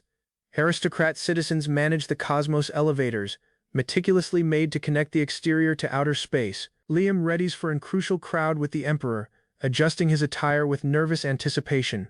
As he enters, unknown meets welcome him, making confusion about their identities and intentions. Noting aged friends, Liam is reassured, recalling their voiced past despite the years apart. Liam discovers the identities of his household members, status in the room jointly with him. His parents and grandparents grin at him, telling him of their voiced history and devotion. Yet, ideas of history conflicts linger in his mind, heavy him with memories of liability. As the household members reminisce, Liam feels pressured by hopes he hardly remembers accepting or knowing. Uneasy, attendant steps ahead, suggesting Liam needs Cosmos to gather his ideas and emotions. Liam's household presses him for cash, expecting aid regardless their significant debt and expenses. Annoyed, Liam realizes their reliance on him and the load it forms for his future. Amagi tells him that he is not obligated to aid, urging careful consideration of his standing. She cautions Liam that ongoing ties with his household may harm his status in society. Resolved, he chooses to settle the liabilities, unwilling to let household wrestles tarnish his name. A person seethed with rage, seeing Liam's choices have disrupted their plans and alliances. Annoyance mounts as they recognize their reduced strength, incapable to cross realms to confront him. Hatred simmers as the person blames people for Liam's growth, keen to recover lost influence. As strains escalate, an ominous cautioning emerges. Liam's household may soon turn versus him. Resolved to stand solely, Amagi readies personally for the upcoming challenges threatening Liam's future. A conspiracy brews inside the palace, as groups debate bribing authorities to alter procedures discreetly. Amagi weighs darker choices, considering assassination as a means to protect their goals against Liam. Motivated by dark ideas, she wonders if distance from Liam is essential for their safety. Meanwhile, Liam meets people's scrutiny, trying under stress during a significant showcase of power. He wonders bureaucratic choices, requiring justification from authorities about their refusal to change rule protocols. Strains growth in the Banfield residence as Liam's deeds provoke disgrace inside the household name. Discontented aristocrats argue over Liam's choices, centering on a seemingly improper doll inside the palace. A defender of Liam emphasizes his latest feats, stressing his triumph versus the pirate threat. Notably, the discussion changes on monetary affairs, with hope set on Liam's future contributions to the empire. Ultimately, Liam's destiny hangs uncertainly, as his dream of a peaceful life clashes with entrenched family politics. Liam wakes puzzled about a basket gathering, finding clarification from Amagi about its meaning. Amagi's reaction indicates greater effects of the gathering, heightening Liam's anxieties about hopes. Regardless his surprise, Liam attempts to keep calm, showing strain between his anticipated responsibilities and current life. As Amagi considers on her extended service to Liam, she considers his future adulthood. Apprehensive, Amagi voices question about ongoing to aid him, hinting at potential future changes. Liam confesses that the Empire's prejudice versus dolls has harmed his standing inside aristocrat society. He attempts to brush off the problem, trying to hide his inner frustrations with humor. Amagi gravely explains the seriousness, showing her sincere devotion and the sacrifices she has made. Flashbacks display Amagi's strong affection and unshakable belief in Liam, regardless agonizing goodbyes in the past. Liam wrestles with emotions of abandonment, now fearing different loss as Amagi weighs departing his side. Liam accuses Amagi of abandoning him, remaining even his closest partners cannot bear his existence. Amagi quietly rejects his accusations, reassuring him with unwavering devotion regardless her difficult decision. She shows she has readied a successor, thinking her departure is essential for Liam's progress. Liam requires absolute compliance from Amagi, urgently clinging to her aid amidst his turmoil. With tears he insists on her status by his side, creating his command obvious and steady. Amagi agrees to come Liam's commands, displaying will despite her earlier hesitation and sadness. Liam voices remorse, confessing he should have asked Amagi not to leave him from the start. Amagi tells Liam of history aid, suggesting that people have also been important in his life. She pledges to remain by Liam's side as extended as feasible, reaffirming her devotion with tears. Lady Christiana witnesses her homeworld burning, stunned by the ruin near her throughout battle. Memories of the locals and household she once cared for flood her ideas amid the disorder. Confronting a foe named Goaz, she accuses him of shattering pledges and betraying her belief. Goaz boasts about the treachery of her retainers, employing their details to his advantage. Resolved to battle rear, Christiana pledges that someone will rise to defeat evil's reign. A broken being clings to promise, thinking that salvation will eventually arrive amid darkness. Lady Christiana awakens, greeted by an individual who questions if she has recovered awareness. She feels puzzled by her surroundings and hears a recognizable voice, triggering sudden recognition. Abruptly coming to awareness, Christiana falsehoods in a bed, shocked by her problem. She discovers her frame was fully rebuilt employing advanced regeneration treatments, astonishing her greatly. Lady Christiana discovers costly potions were employed to reconstruct her body from nothingness. Though rehabilitation will be extended and tough, she pledges to do whatever is essential. Touched by reality, she embraces her renewed life, accepting this experience as no dream. She protests care, citing her regal rank and wish to repay the favor afterward. Doctors reveal Count Banfield settled for her care, helping all previous captives including personally. Liam's pressing demand is to come back the favor by centering on bodily and mind recovery. Christiana realizes this notice comes from the unit she once understood throughout the chaotic combat. A joyful messenger reports effective care advance at an unknown new treatment facility. Liam discovers the center is employed for captives' pain under Goaz's space pirate fleet. The center houses numerous homeless locals, including entertainers and specialists, rebuilding their lives peacefully. Liam fantasizes about adding beautiful locals to his harem, pleased with his sway and thanks. Brian excitedly remembers his aged dream of adventuring while discussing an unknown box Liam holds. The box is said to be an old transmutation device, capable of magical transformations. It can convert non-living fabric, like pebbles, into valuable ores such as bullion or mithril. Liam keenly realizes the box allows him to generate unlimited bullion, a source of fine strength. Liam weighs searching for the real transmutation box to solve his family's crippling liabilities swiftly. An advisor tells Liam to act responsibly as the present head of House Banfield, criticizing his whims. Solely, Liam examines the box, wishing it can be triggered by unsealing and chanting a spell. He schemes to test the box employing his wooden katana, readying for the apparently arcane effect. When he starts it, unknown signs and light envelop the box, surprising Liam with promised strength. Liam recognizes the old letters, recalling learning earned from an learning capsule lesson. He discovers Goaz's huge riches, seeing this as the source of his immense strength. Packed with thanks, Liam thanks his guide for leading him to real happiness and promise. Meanwhile, somebody wrestles urgently as their powers are forcibly taken from them versus their will. Their palms are restrained, displaying a loss of handling and rising urgency in their situation. Goaz pledges vengeance, resolved to penalize Liam with endless sorrow and worry for his betrayal. Liam tightly holds the transmutation box, readying for a future clash with Goaz. Brian, shaken with emotion, weeps quietly, reflecting his strong respect for Liam's growth. On Liam's 50th birthday, a tight aide counsels him to halt crying and focus forward. Liam quietly asks his daily schedule, learning about future celebrations and a major ceremony. Liam refuses all proposals, resolved to select his own route without compromise or hesitation. Christiana emerges, boldly complimenting Liam, her attire reflecting her progress and newfound faith. A attendant appreciates Christiana, certain any outfit suits ruler Liam perfectly without question. Christiana finished her rehabilitation in just 1 year, and offered to serve as Liam's unit. Though remarkable, she misses royal qualifications and must depart if she gains them immediately. Tia must spend 30-period practice and deploying ahead earning the Royal Knight qualification. Liam requires sincere effort from Tia regardless hiring her for her look and appeal. Liam considers on his mansion's heavy size, seeing perhaps he constructed it excessively large. Inside, visitors appreciate the bright mood, admiring the elegant yet practical design throughout. Visitors credit Liam's refined taste, struck he favored operation over extravagant displays and wealth. Numerous crucial merchants and armament industry personnel attend, finding opportunities amid shifting power dynamics. Visitors worry about several strong aristocrats attending, seeing the scarce celebration of a young lord's birth. Powerless aristocrat houses evaluate Liam, deciding if he is trustworthy to handle border security well. Christiana, Liam's first appointed commander, rises out amid numerous officers, raising wonders about her origins. Reports circulate that Christiana's homeworld was ruined by Goaz, giving her an unknown history. Reports about the legendary knight's youth circulated, but numerous dismissed them as mere speculation. Assuredly status with Christiana, Liam shows signal to grow a strong and respected lord soon.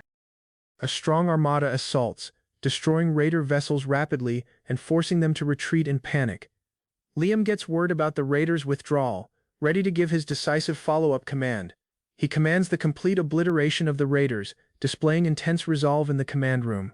Watchers admire the fleet's ruin of raiders but remorse not joining the battle firsthand. Lieutenant Ulysses presents advances from the 3rd Armament Plant, stressing modern weapon designs and enhanced performance. Liam agrees to buy arms from the 3rd Plant, viewing expanding commands to strengthen forces. Nias, caught off defense, reacts nervously when Liam wonders her about the battleship command. Nias rejects pledging to command a ultra-dreadnought from the 7th Factory, causing tension. She asserts her latest promotion and guards personally versus accusations from the confident lieutenant. Liam and Nias recognize their professional bond, honoring every other's roles in systems and sales. Nias boldly boasts her high sales, saying progress with the 7th Armament Factory's products. Liam wonders the 7th Factory's reliability, seeing different houses' absence of orders and weak enemies. Christiana applauds Liam's armada for flawless battles versus thousands, though advances are still needed. Liam chooses to expand his armada size and asks new ships from Lieutenant Ulysses. Ulysses laments sealed contracts elsewhere, pleading Liam to buy from her regardless restricted choices departed. Liam commands just 100 vessels, pleased by the total annihilation of the raider armada. His armada collects all debris from the combat to recover precious assets and technology. At the House Banfield Cosmos stronghold, attendants properly welcome Liam back with respect. Liam informs the attendants he'll return to them, maintaining an informal distance despite formalities. Liam dismisses worries over public status, viewing the enemy weak and insignificant this time. Liam voices wish for a worthy opponent, though attendants dismiss raiders as insignificant foes. Liam discovers raiders worry his standing, growing concerned about their avoidance of direct confrontation. The administrative smoothness of Liam's domain provides monetary order even without raider hunting efforts. Liam surveys huge mineral assets, viewing the promise to produce unlimited riches through gold creation. He reviews a list of essential assets required to more strengthen his armada and domain. Liam and his group complete transforming debris into precious crystals and assets for future value. They finish the asset conversion handle, gaining monetary order by turning trash into money. Liam states how asset commerce and refuse removal generated profits, aiming to pay off debts. Amagi cautions showing the transmutation box's hidden might cause others to question Liam's methods. Liam lightly confesses ordering more arms, rejecting to reveal his true plans or intentions. Liam uneasily addresses contacts from 2 armament factories, making worry about his impulsive decisions. Amagi cautions Liam not to make impulsive commands to prevent unnecessary effort and armada weakening. Liam questions about his practice house, but Amagi says the decision is yet undecided. Aristocrat signs usually practice under different houses first, but House Banfield wrestles with bad standing. Liam remains thoughtful, while his advisors effort tough to frame fresh relationships for their house. Sir Brian enthusiastically announces feeling a suitable aristocrat house for Liam's practice and progress. Liam skeptically wonders the training's purpose, doubting it's just a luxury arrangement for aristocrats. Sir Brian states House Razel's riches, practice program, and exclusivity attracting aristocrat children annually. Liam says House Banfield's enlarged domain and latest settlement acceptance compared to weaker surrounding houses. Liam schemes to advance territories more, but agrees to re-enter the learning pod temporarily beforehand. Liam questions Amagi to handle affairs throughout his sleep, centering rather on supporting Sir Brian silently. At Razel Viscounty, Randolph dismisses this year's candidates as useless, reluctant to expand alliances.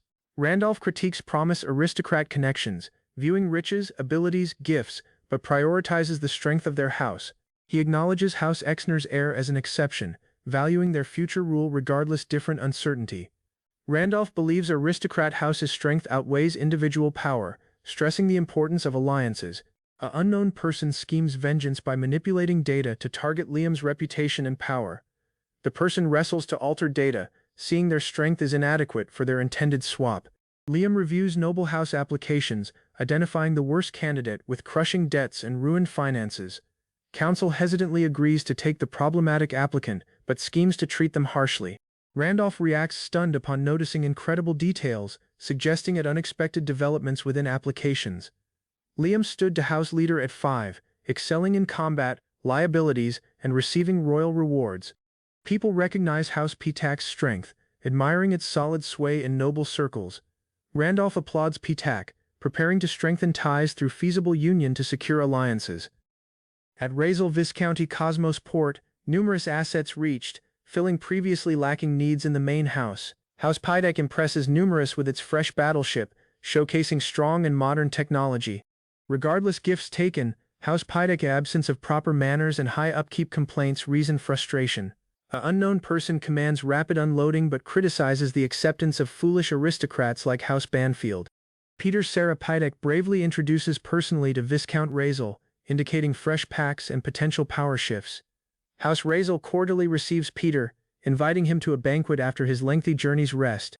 Peter requires immediate rest, displaying impatience regardless the polite hospitality offered by the hosts. Peter inquires about the hostess's heir, suggesting a concern past mere political alliance. Randolph boldly describes his heir as beautiful and his approval, preparing to value her influence on Peter. Liam arrives at his fresh room silently, readying for the difficulties and intrigues forward in House Razel. Practice starts strictly under Viscount's commands, driving noble heirs to follow rigorous new rules. Liam protests sharing rooms and firm regulations, annoyed by the reality contradicting his hopes. Regardless gifts considering by House Banfield, Liam feels betrayed by the severe care throughout training. Liam remembers the prized bonsai shrub gifted by Brian, signaling belief and worth in alliances. Brian states the bonsai's scarcity and support, displaying his strong personal commitment to Liam's success. Liam realizes the practice matches Brian's cautioning, severe, requiring obedience and constant physical activity. Randolph announces strict daily running, showing Liam's ambitious roommate from the aristocrat Exner household. Kurt Sarah Exner, Liam's roommate, readies for his own difficulties but quietly irritates Liam strongly. Liam's annoyance grows as Kurt's existence disrupts his focus throughout the severe training regimen. A month passes with daily strict practice and household tasks, departing Liam bored and restless. Liam continues swordcraft practice but now focuses on household tasks and avoiding interruptions. Viscount Razel's heir likes leisure activities, contrasting with people trying through tough physical training. Liam discovers Katerina, Razel's heir, favors Peter, indicating complicated household and political dynamics. Ella states Peter's house rapidly expanded, gaining sway and gaining the Viscount's favor. Peter reformed his domain, earned a Blade Academy license, and holds high hopes regardless youth. Liam compares himself with Peter, viewing both as leaders shaping domains despite their differing morals. Liam fears House Razel weighs him a villain due to history cruel deeds on his land. Katerina voices apathy toward her household's affairs, centering rather on maintaining good relations with Razel. Liam acknowledges the severe realities inside aristocrat society, knowing the weight of family expectations. Ella appreciates Liam's empathy, reassured people sidelined by House Razel also face private wrestles. Liam recognizes Ella as a precious ally, amid people confronting similar severe training conditions and treatment. Kurt acknowledges dislike for Liam but suggests cooperation might advance their forced daily problem. Ella scolds Liam for his hatred towards Kurt, cautioning versus worsening their already strained bond. Liam confesses only viewing Bond if Kurt shows humility, illustrating his approval and stubbornness. Ella teasingly calls Liam self-centered, stressing his severe personality amid tough practice challenges. The party readies for a combat skills sparring session, emphasizing safety despite the intensity. Liam chooses an amazement blade for practice, equaling weapons with his assigned sparring opponent. Kurt steps ahead as Liam's opponent, cautioning about his power and promise to reason injury. Kurt shows personally as a one-flash licensed fighter, surprising Liam who is unknown with the school. The match starts with high strain as both ready to test their abilities versus each other. Liam matches Kurt's blade blows with surprising agility, displaying unexpected ability and resolve in combat. Kurt is stunned. Liam maintained up, reconsidering his initial assumptions about Liam's swordcraft skill. Both recognize every other's combat styles, gaining shared regard as the sparring intensifies before an audience. The hard spar draws focus while spectators' reactions contrast with Liam and Kurt's concentrated match. Kurt considers on his strict practice, the source of his swordcraft license and aristocrat status. He confesses trying to stop Liam's strong attack, showing vulnerability despite his confidence. Kurt acknowledges Liam's better abilities, seeing he has greatly to learn from their sparring. Kurt laughs uneasily, masking his regard and surprise at Liam's unexpected power. Liam complains about weighty taxation, accusing Kurt of severe reign regardless his own tough situation. Kurt states his house wrestles with ruling, lacking practice in managing territories and locals well. He describes being sent to House Razel for practice in asset progress and governance fundamentals.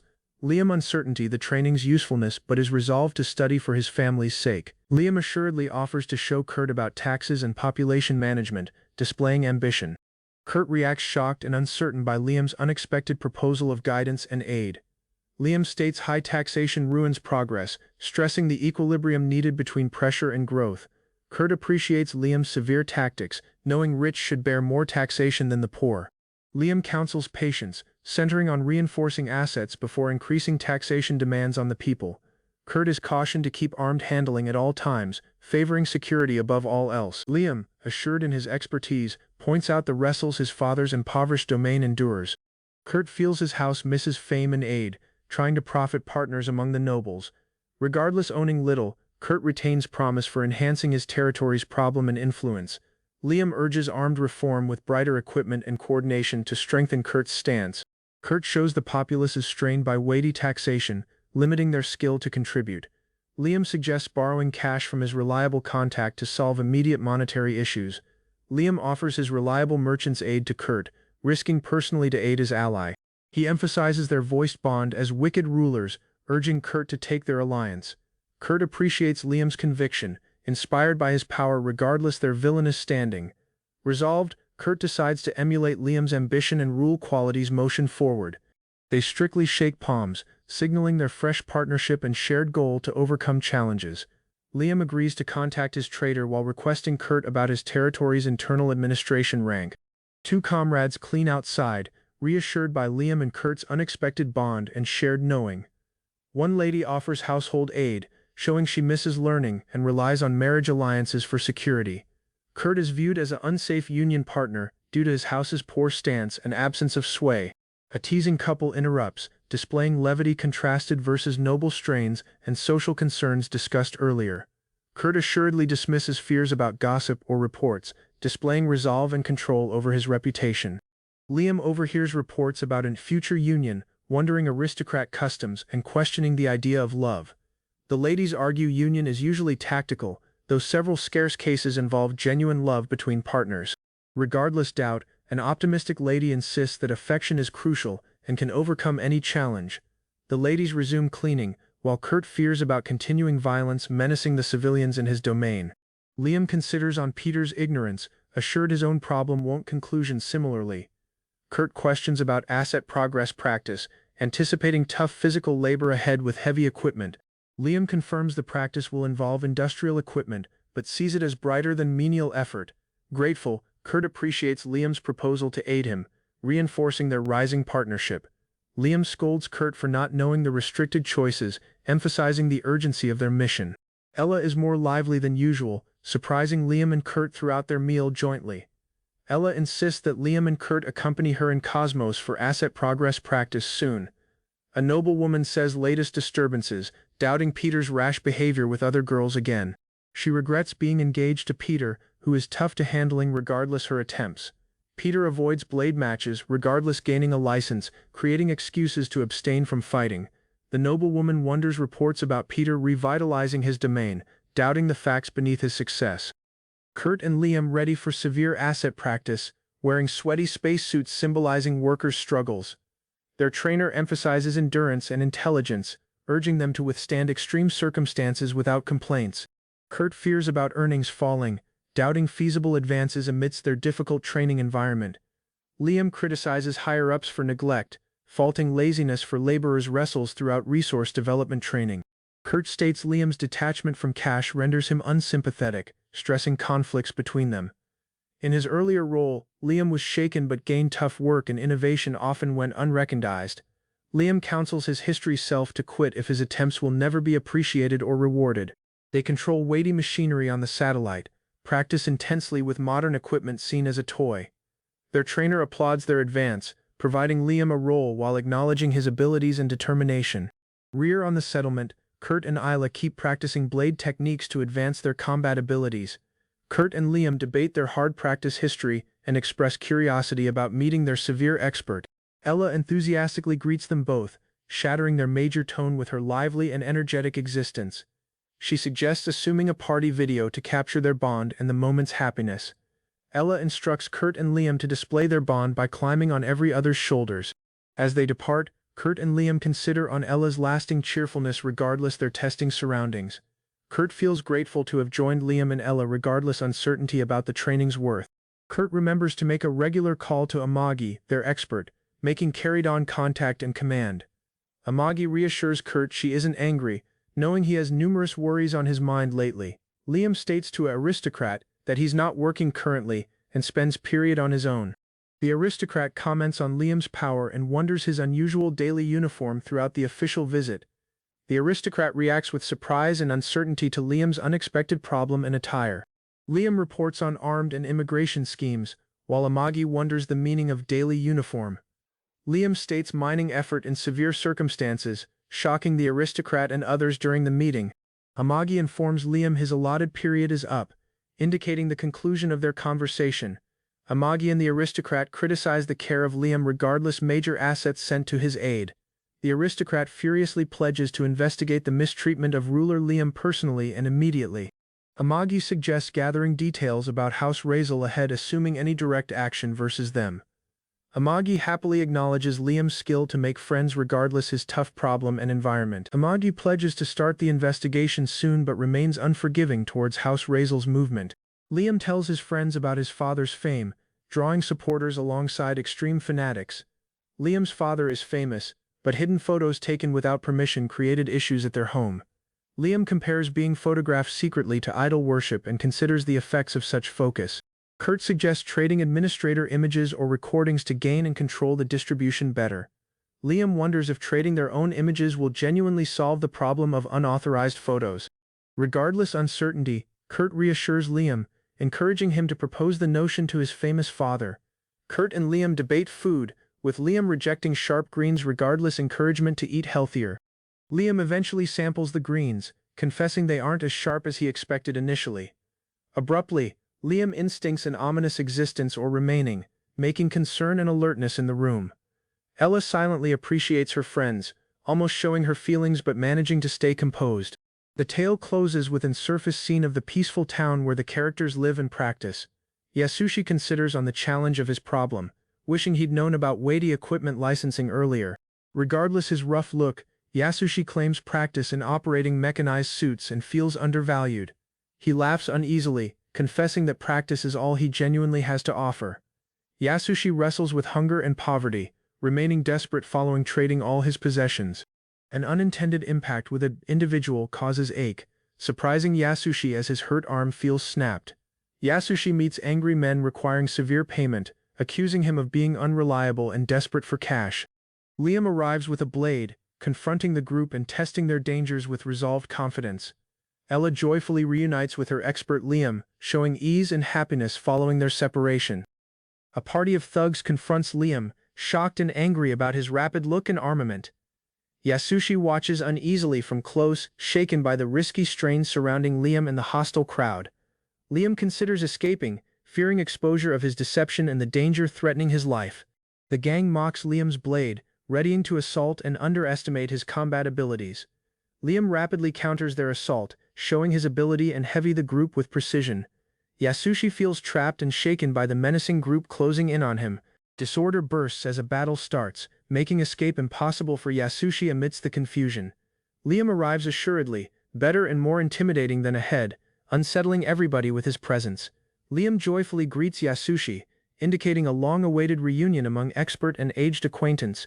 Yasushi, pleased and reassured, voices happiness at noticing Liam safe and thriving once again. Liam states he has practiced tough because leaving, impressing his master with his progress. Liam shows thanks and honesty while the expert wonders his absence of carrying a blade.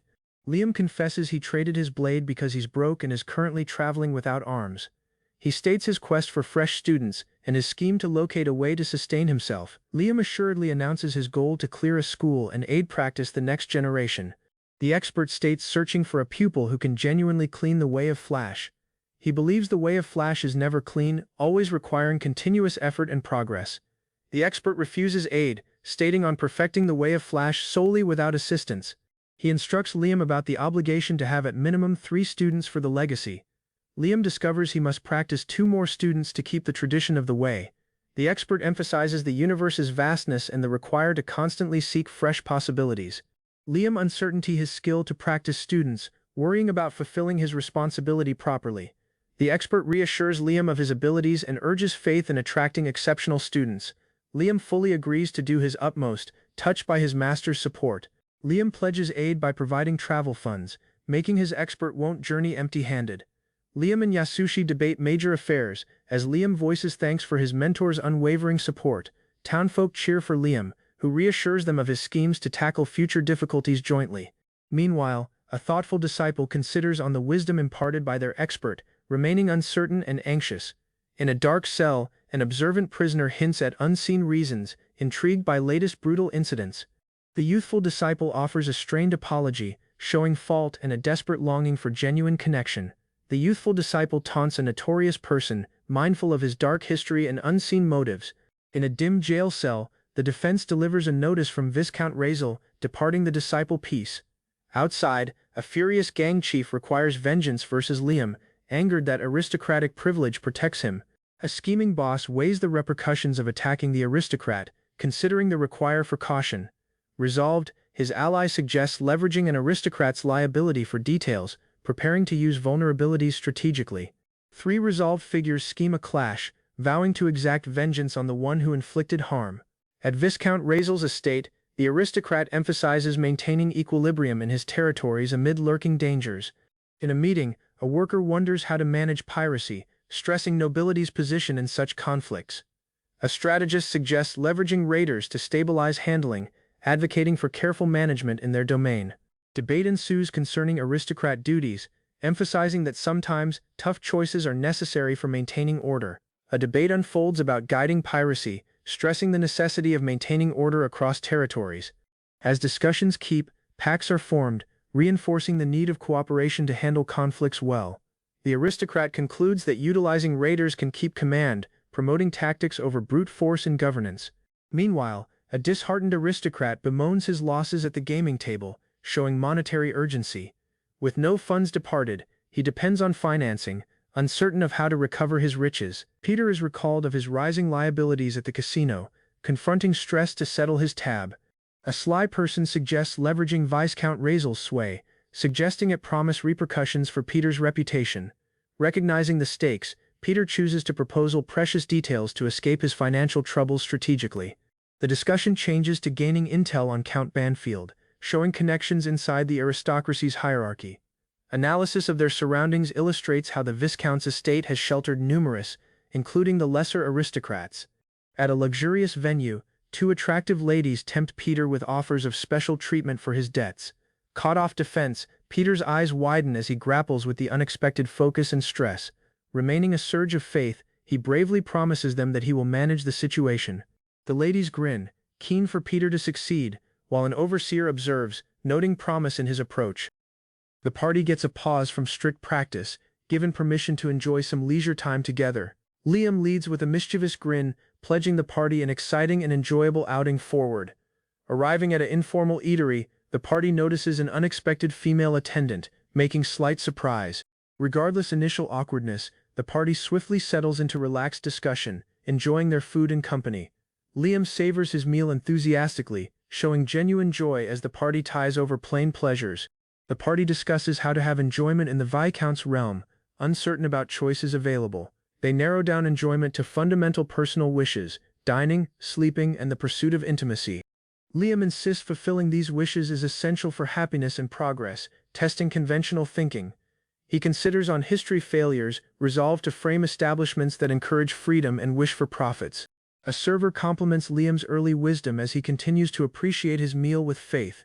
An elder lady counsels the party to embrace their wishes, encouraging equilibrium and self-indulgence occasionally. The party enjoys laughter and friendship as the mood eases, fostering a sense of friendly warmth. A teasing talk occurs among the elder and Liam, showing their pleasant and teasing relationship dynamic. Both laughter and knowing fill the venue, displaying the rising bond between the characters. Kurt realizes the promise to turn people's wishes into gain, signaling a major moment of insight. Liam coughs harshly as the party wonders his private practice with relationships and desires. He rejects the suggestion that aristocracy guarantees access to everybody, embarrassed by the effects of the claim. Liam insists on loyalty and the chance of gaining a future fiancé, displaying his ethical stance.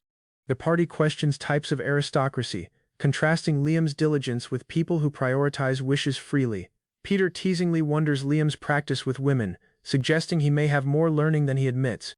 Liam shows the only lady he touched was a lifeless person named Amagi, not genuinely living. Liam and the party realize they share a similar condition of inexperience concerning romance and relationships.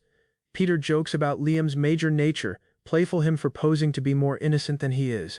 Peter urges Liam to loosen up and appreciate personally, encouraging him to embrace fresh encounters assuredly. Regardless support, Liam wrestles with loyalty, conflicted between loyalty and the new freedoms offered. A major cautioning is considering about delaying deeds, urging caution ahead, fully embracing freedom and fun. Peter difficulties the uncertainty, sarcastically telling the party enjoyment and indulgence were his original suggestions. A female worker cautions of a rampant STD spreading inside their domain, stressing health risks involved. The party discovers the disease progresses, swelling dangerously until it eventually explodes if departed untreated. An potion is essential to reverse the disease, which damages men's genitals and frequently goes unnoticed. Liam announces their comeback home, recognizing the elders' cautioning has finished their outing prematurely. The party relaxes in the yard, discussing their dislike for the fixed exhibition matches set on them. They protest being ordered to lose matches, viewing the contests as rigged and inherently unfair. Reports circulate about the Viscount's learning of the match fix and the future wedding combining Peter. Liam thinks the Viscount's retainers manipulate incidents without his awareness, wondering the Lord's innocence and handling. Liam confesses being a licensed blade practitioner, accepting loss could pose issues for his standing. He states his demand to face Peter to prevent fault, stressing their shared license status. Liam thinks Peter purchased his license with cash, casting question on Peter's legitimacy as a licensed fighter. They debate how famous schools trade expert licenses to high-status individuals, risking combat skills, lineage, integrity. Liam shows his household earned licenses honestly, but they yet settled costly fees, reflecting systemic corruption. Liam considers on his master's generosity, appreciating the guidance obtained without expecting anything in comeback. Peter greets the party in a flamboyant manner, inviting them to enter an event with his attendant. The party hears as Peter mocks commoners, suggesting it in future invitation to his favorite casino. Peter enthusiastically asked the party to the casino, providing a chance to do them a favor. Regardless Peter's thrill, the party declines the invitation, citing absence of concern and money concerns. Peter becomes angry when his invitation is declined, attracting his blade to intimidate the party. He shows personally as a licensed blade wielder, testing the party with a real weapon. Liam begs with Peter to peace down, while different worker cautions him against fighting here. Peter seizes the opportunity, causing the party and stating they require penalty for their behavior. Abruptly, Peter is thrown rear forcefully, receiving a strong blow that surprises everyone present. Peter suffers an injury following a drop, shocking the party and making worry for his well-being. A strong person considers on their diminishing strength and unexpected emotions of gratitude toward Liam. This person wonders their inability to act and fears about failing to exact vengeance on Liam. They recall earlier unsuccessful attempts by raiders to capture Liam, seeing the raiders' inferiority to Goaz. The unknown person is reprimanded for reaching somebody unnecessarily, suggesting its strict rules governing their communication. Two men, one in official attire and one wearing sunglasses, ready to debate an crucial untold tale. The Viscount strictly refuses letting harm to Banfield family's scion, favoring safety over politics. He fears losing standing by defending them could weaken his status with different pirates. The figure promises devotion comes from the Viscount's kindness, pledging never to deceive him. They scheme to assault Banfield's scion once he leaves Viscounty, viewing the household as poor. The Viscount cautions he cannot aid instantly, but Peter offers to help in warfare attempts. Peter offers warships for the clash, driven by private grudge and unspoken tension. The Viscount discovers of the grudge but rejects combining House Pitak's vessels in combat schemes. He commands only raider ships to be utilized, excluding official warships from their strategy. Pitak's vessels will disguise themselves as raiders to prevent doubt, maintaining secrecy in operations. The Viscount refocuses on gathering schemes, setting aside armed matters to confirm guest lists. Thanks to House Pitak's involvement, the year's gathering pledges to be more striking and grand. The Viscount anticipates solid packs forming as visitors attend, hopeful for House Razzle's flourishing. The unknown person cackles, intrigued by the unfolding strength dynamics and future events. Schemes to unite raiders, House Pitak and House Razzle suggest a major armed buildup. Paired troops could muster tens of thousands of warships, dramatically shifting the equilibrium of strength. The hostile person pledges certain demise for Liam, ominously cautioning him to ready for conflict. Preparations for the grand gathering start, with numerous crucial visitors expected to attend the event. Locals debate the importance of House Pitak's visitors and the union alliance between powerful houses. Liam is asked about participating in the future battle, stressing the humiliation losing could bring. Liam's friends encourage him, telling him that life and learning keep past the competition's outcome. Kurt gets an embarrassing notice from his household, sending him to the communication room quickly. While heading there, Kurt notices a lost dog roaming near the debris and feels uneasy. Concerned the dog might be hurt or in risk, Kurt chooses to treat it away safely. Kurt loses track of the dog inside the building and urgently attempts to locate its location. Later he states to Liam he was sidetracked following the dog and couldn't focus correctly. Liam shows raiders value their asset satellites extensively, making pirate eradication a difficult challenge. Regardless worries about risk, Liam volunteers to enter the pirate extermination effort with determination. He assuredly compares raiders to his private piggy banks, displaying his will to confront them. Liam suggests splitting the spoils disproportionately, reflecting his ambitious and tactical nature towards riches. Their scheme involves combat raiders jointly, with Liam pledging a safe return via allied vessels. Liam insists choices like returning home and gathering preparations require consulting retainers and household authority. He fears about making trouble for Kurt's household by behaving without entire aid or approval. Kurt assuredly asserts absolute handling over his domain, stressing his will is final and unquestionable. He eagerly urges Liam, showing friendship and a strong bond between the two friends. Kurt shows his enthusiasm for hunting raiders, sharing his thrill and incentive for the mission. An unknown person watches Liam and Kurt carefully, suggesting at unseen troops tracking their actions. Liam and Kurt's thrill grows over teaming up for raider hunting, anticipating incredible adventures forward. Ela secretly follows the boys, resolved to defend and observe them carefully without being observed. They feeling a dubious existence close but locate no clear signs or evidence of threat. Everybody dismisses the strange emotions as intent, but their supervisor requires immediate comeback to work. Ila questions Liam if she can enter him when he returns to Kurt's domain later. Liam agrees, recognizing she has numerous duties but letting her to accompany him. They debate that Ila's involvement relies on Kurt's acceptance of her existence. Liam pledges to talk with Kurt later and questions Ila to enter on his vessel. Liam considers solely uncertain about the future now that their voice period is ending. Liam fears he might lose contact with friends throughout primary learning but wants to repay their aid. Kurt welcomes Liam and mentions Ila joining them, displaying bond and shared regard among them. Liam uncertainty his house can correctly receive them but offers to send Ila elsewhere rather. The tale shifts to House Banfield, a grand estate indicating major noble or familial strength. An older figure, Selena's associate, considers silently, indicating a crucial encounter or reunion is about to happen. An elegant lady remarks on Brian's aging, seeing he emerges unchanged regardless his period passing. Brian states retirement from the palace and passing tasks to his great-granddaughter while daily silently. He pledges devotion to House Banfield, displaying strong dedication regardless past disagreements with former lords. Brian asks about the current situation, comparing the present ruler's power with Alistair. He voices worry about Liam's learning and care under aristocrat house, seeking more information. Brian states that House Rosal has a solid standing and personally goals Lord Liam. He softly mutters Selena's title, indicating a connection among her and continuing worries about Liam's problem. Brian regrets not being contacted prior, providing to suggest a more stable aristocrat house for Liam's learning. Ahead the exhibition match is finished, pupils readied for a competitive display of their skills. Amidst the test, one pupil voiced disdain for defensive swordcraft, finding a more engaging approach. As the match progressed, spectators rose anxious about the disparity in skills among the competitors. The strain constructed when one competitor surrendered, leading to a surprising triumph that stunned the crowd. Following the match, the victorious pupil celebrated while people reflected on the sessions gained from defeat. Following a triumphant triumph, Liam teasingly advised the opponent to rethink their stance towards him. The thrill escalated as Peter bravely tested Liam for a match, heightening the competitive mood. Liam's faith led to banter, while worries about the stakes of the impending match arose. Preparations for the match disclosed uncertainty and strategies amid mates, wondering the seriousness of the competition. As the strain mounted, Liam found a countermeasure to handling his strength, prepared to engage. Liam readied for combat, employing an unconventional object as an armament, attracting mixed reactions from onlookers. Amid amusement, the duel was ready to start, raising worries about the seriousness of Liam's approach. As the match started, the crowd prepared for a display, unsure of what to expect.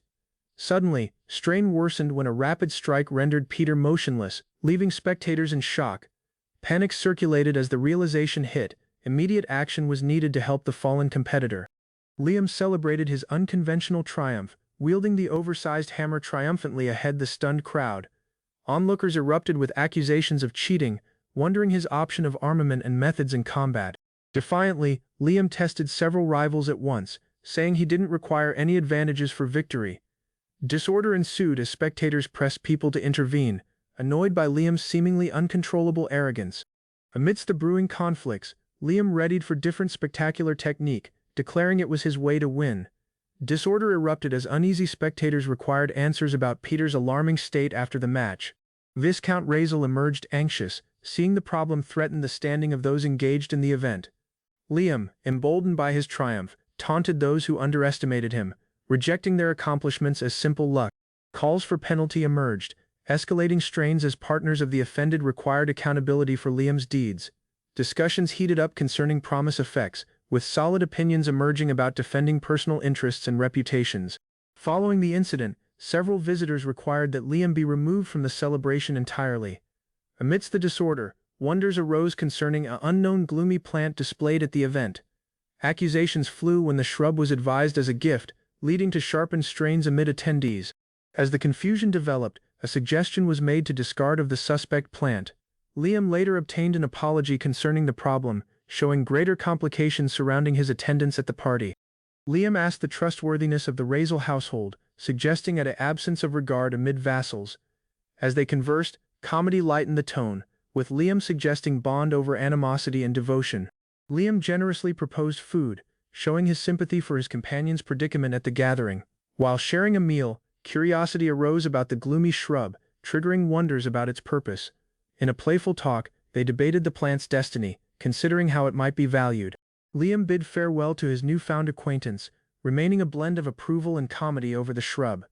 As he reflected, views about the noble intricacies amid the aristocrats began to surface. Reunited with companions, they asked about his well-being amid the continuing festivities at the gathering.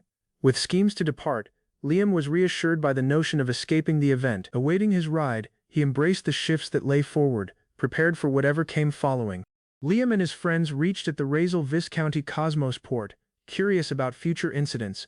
A lively discussion started about improving decorations for the approaching celebration, presenting different opinions. Preparations were underway, stressing the require for perfection as the gathering drew closer to start. The party marveled at a huge battleship, designated as their army's flagship, signaling their power. Amid the respect, a comparison was made among House Pitak's splendor and House Banfield's wrestles. Strains worsened as a aristocrat carelessly insulted House Banfield, causing a solid reaction from its members. The insulted aristocrat tested the offender, who soon discovered personally in a precarious situation. In the struggle, disorder erupted, showing the instability beneath the factions at the gathering. The stakes sharpened as blades were drawn, and different attendees looked apprehensively, anticipating the outcome. Abruptly, Liam emerged on the scene, prepared to confront the unfolding clash and restore command. Her expression changed from uncertainty to disappointment, as she understood her allies had forgotten her. Liam, Thomas, and allies waited silently in a secluded zone, anticipating the group's postponed coming. Thomas stated their escorts had mistakenly sent people elsewhere, making a delay in their reunion. Soon Thomas greeted Liam properly, showing surprise at Liam's expulsion from the celebration gathering. Liam disclosed his strained bond with the Viscount, while maintaining a assured, teasing attitude. Two thrilled individuals neared Liam, keen to debate his plans involving a powerful battleship. A lady proposed to explain details about the battleship, employing appeal in an effort to persuade Liam. Different individual coolly ignored her approach, assured Liam wouldn't drop for such a tactic easily. Amid the discussion, one companion's obsolete attire sparked worry and embarrassment, showing private struggles. She admitted her monetary hardship, stressing how her salary had been cut lately. Responding warmly, Liam voiced readiness to buy a big number of vessels to support their cause. The lady demanded on providing a third armament as a bond, surprising Liam with her resolve. Liam's allies reached, witnessing the woman's annoyance and her strained interactions with the others. She said sorry intensely to Liam, showing remorse for the delay created by their prior mistake. Her excuse about the spaceport's error was swiftly ignored as she winced in ache.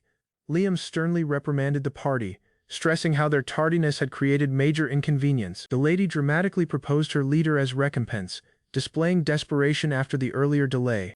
Liam ignored her proposal and commanded everybody to pack swiftly. Their journey was about to begin. He cautioned her not to mishandle the valuable bonsai, stressing its need to him. Liam threatened tough effort once aboard, motivating the party to ready deeply for the voyage. The lady disclosed the awaited vessel had just reached, indicating the start of their fresh mission. The party appreciated the huge flagship of House Banfield, struck by its size and design. In a official scene, Sir Kurt was proposed refreshments, signaling an instant of diplomatic courtesy. They debated the practicality of owning a super dreadnought, weighing its expenses and tactical worth closely. Liam disclosed he had acquired surplus ships impulsively, knowing they didn't fit current armed needs. Regardless initial reluctance, Kurt received the warships as gifts, recognizing their potential after repairs. Liam assured Tia the warships were brand fresh while requesting about the raider fleet's size. Tia stated the armada had 3,000 ships, occupying a cosmos stronghold and holding many treasures. Liam intended to give House Exner 30% of the loot from the approaching campaign. He assuredly ignored worries, viewing raiders merely as sources of loot rather than real threats. Tia keenly asked to battle as Liam's vanguard, but he sternly recalled her of hierarchy. The party obtained pressing word about a big enemy force ahead, roughly 20,000 strong. They noted the foe armada included raiders and several ships bearing an aristocrat house's crest. The look of raiders near Viscount Razel's domain puzzled them throughout their strategic discussion. Liam understood the foe intended to encircle his greatly smaller armada, gaining a major advantage. Tia disclosed their main power, 15,000 solid, had already attained the enemy's rear stance. Liam commanded the assault to start, unleashing their armada versus the enemy with tactical precision. The foe armada was lowered rapidly, but 3,000 ships were yet incoming towards them. Regardless the heavy odds, Liam commanded his troops to ready for an intense direct charge. Kurt pressed caution due to the risk, but Liam commanded total ruin of their foes. Liam voiced faith in his well-trained top troops and modern ships, convinced victory was assured. A overcame foe coughed blood, showing the power behind Liam's forces and strategic allies. The hat-wearing person mourned the heavy number of foes Liam had brought against them. She stated employing all her strength to execute a scheme, which now lay in ruins. Watchers condemned uncertainty about Liam's troops, as his armada proved their power impressively in battle. Liam's ultra-dreadnought and partners made a major impact, shocking foes with advanced weaponry. Liam's armada fought to penetrate the enemy's solid shields, making frustration among his commanders. Reports displayed House Pitak's armada shattering apart, with several vessels even attempting to surrender. The staff resolved to leave by finding aid from their allies, determined to survive. Most foe troops ceased combat and started retreating, acknowledging the superiority of Liam's fleet. Tia identified the aristocrat crest as House Pitak's, showing greater noble effects behind the battle. Liam obtained a surrender signal from House Pitak's flagship, raising wonders about their future clash. Tia concerned that the aristocrat feud might escalate regardless the surrender, indicating feasible ongoing trouble. Liam questioned the surrender's validity, doubting raiders disguised as aristocrats rather than true House Pitak members. Assured and defiant, Liam chose to reject the surrender, readying to keep the battle aggressively. Tia, slightly amused and tired, caught Kurt's shocked reaction throughout a strained instant. Liam readied his armada, indicating the start of their assault against the pirates. Kurt voiced worry about the enemy's aristocratic rank, but Liam had a tactical scheme. Liam chose to let several foes leave intentionally to locate their hideout. While Liam rested in his quarters, Kurt remained watchful to watch the problem closely. Liam assuredly announced his choice as absolute, displaying no hesitation despite others' doubts and worries. He rested strictly, embodying his aristocratic will and unwavering belief in his own power. Meanwhile, group members debated the shelter's building standard and asked the value of inferior materials. Arguments arose concerning the equilibrium among cost-cutting and output, exposing tensions within the group. Tia condemned their flawed thinking harshly, faulting it for Liam's decision to leave them. The ladies speculated about Liam's preferences, playful every different about their chances and appearances.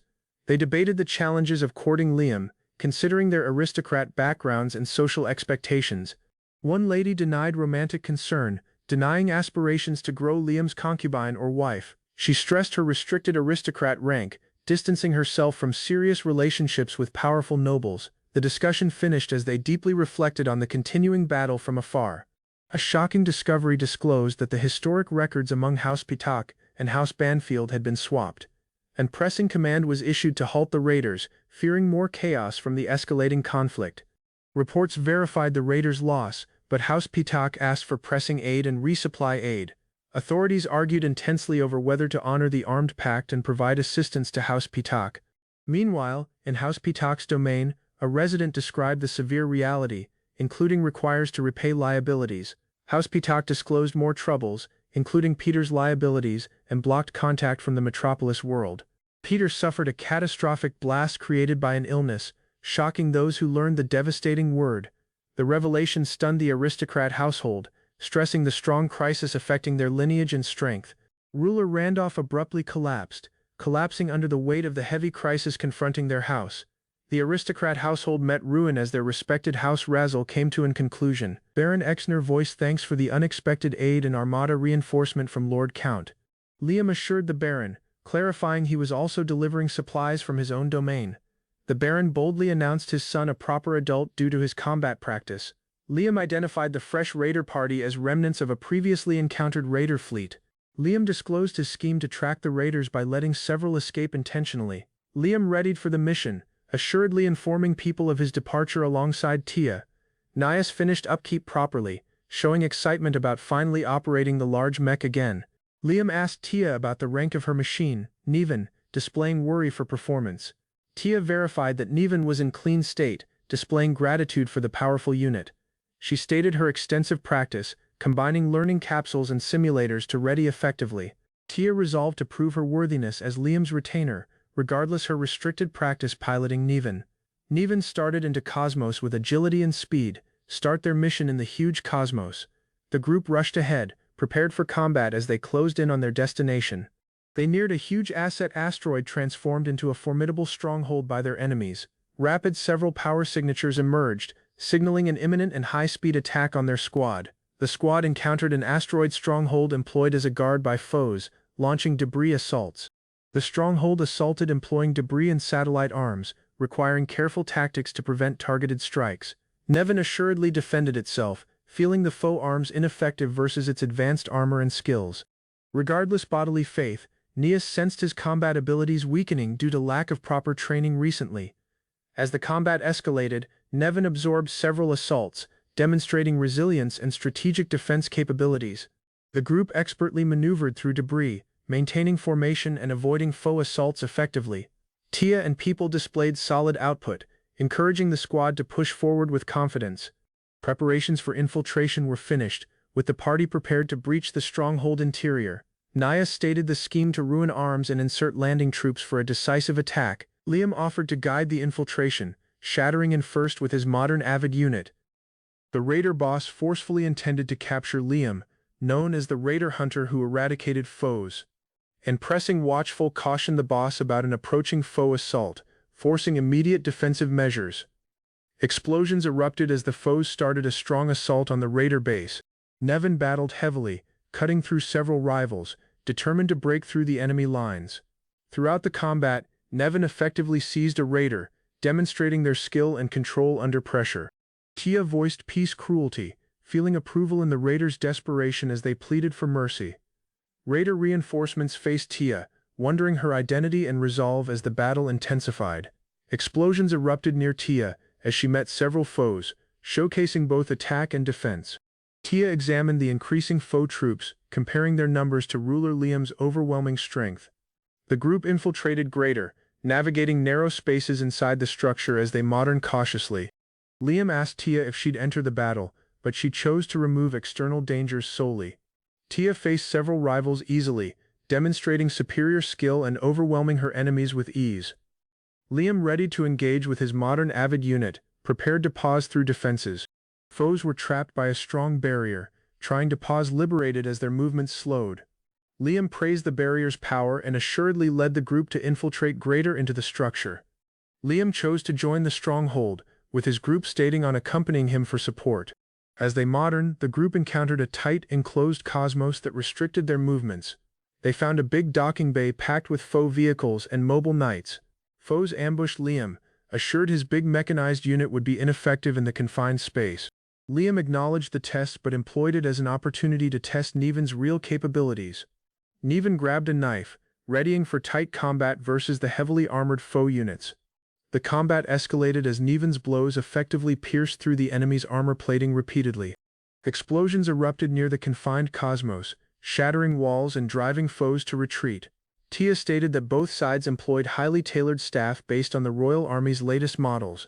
Nevin voiced faith, apologizing to the foe ahead launching a powerful decisive attack.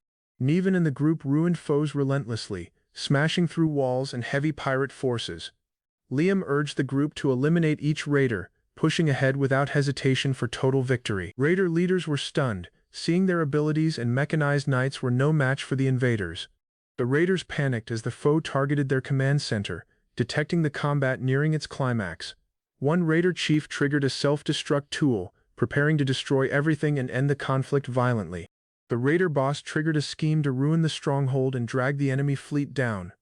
Liam obtained a cautioning that the stronghold was set to self-destruct, driving urgent decisions. He stated the fortress's history as an aged Royal Army base, retrofitted for current value. Liam taunted the raider boss for labeling the self-destruct, displaying faith despite the threat. The raider boss announced the conclusion for Liam and his group, but Liam promised to survive. An engineer swiftly readied and sent blueprints of the stronghold, aiding the team's leave strategy.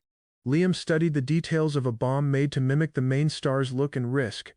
Regardless losing contact, Liam stayed peace, trusting his team's ability and training to handle the situation. Nevin readied for a firm assault, centering all power and power to destroy the threat. The mechanized unit powered up dramatically, indicating the start of a crucial and strong assault. Nevin verified coordinates, strength, and range, readying meticulously for the attack's trigger instant. He gripped the trigger, indicating the initiation of a strong and exact armament release. Nevin cautioned and Foe that they could grow the fireworks, the mark of his assault. The stronghold exploded forcefully, ruin ripping through the structure and rattling the surrounding area. Liam's group verified the target's ruin and readied to advance by gathering landing vessels. Liam excitedly announced their loot hunt, keen to locate valuables departed by the overcame pirates. The group commander cautioned Liam that it was too risky to search now, centering on cleanup. Liam ignored commands and carried on solely, resolved to locate all the treasures despite the risks. The group found a safe box entire of loot, which reignited Liam's drive and promise. They discovered an unseen passageway beneath useless valuables, leading the group deeper into the fortress. Liam found eerie figures trapped in a crystalline-like substance, showing a dark hidden unseen strong inside. Liam sensed an eerie existence from the figures, remaining something strange under their surface. The group investigated the figures more, feeling disturbing craftsmanship and ordering research on their origin. Meanwhile, Liam reached at Exner's barony, greeted by hosts who praised his latest feats. Liam was given the estate repurposed from the earlier official and asked to be patient. Struck by the mansion's size, Liam started to understand the need and history of the place. Liam mocked Kurt and Banfield for behaving like wicked rulers, showing his playful side. The estate workers readied the soak for Liam, indicating a moment of rest and relaxation. More servants proposed to help Liam with his soak, reinforcing bonds through attentive care. Liam and Kurt enjoyed a relaxing soak, reassured to briefly forget their risky missions. Meanwhile, a servant appreciated Liam and Kurt's tight bond, thinking their partnership was destined. Liam, Kurt, and Banfield enjoyed peaceful rest and food, remaining pleasant and relaxed in the estate. Seeing it was period to come back home, the trio readied to leave, waving goodbyes. Liam declined a welcome-back gathering regardless extended absence, preferring a quiet return without celebration. Brian, the steward, voiced sadness over Liam's refusal, displaying his strong loyalty and care.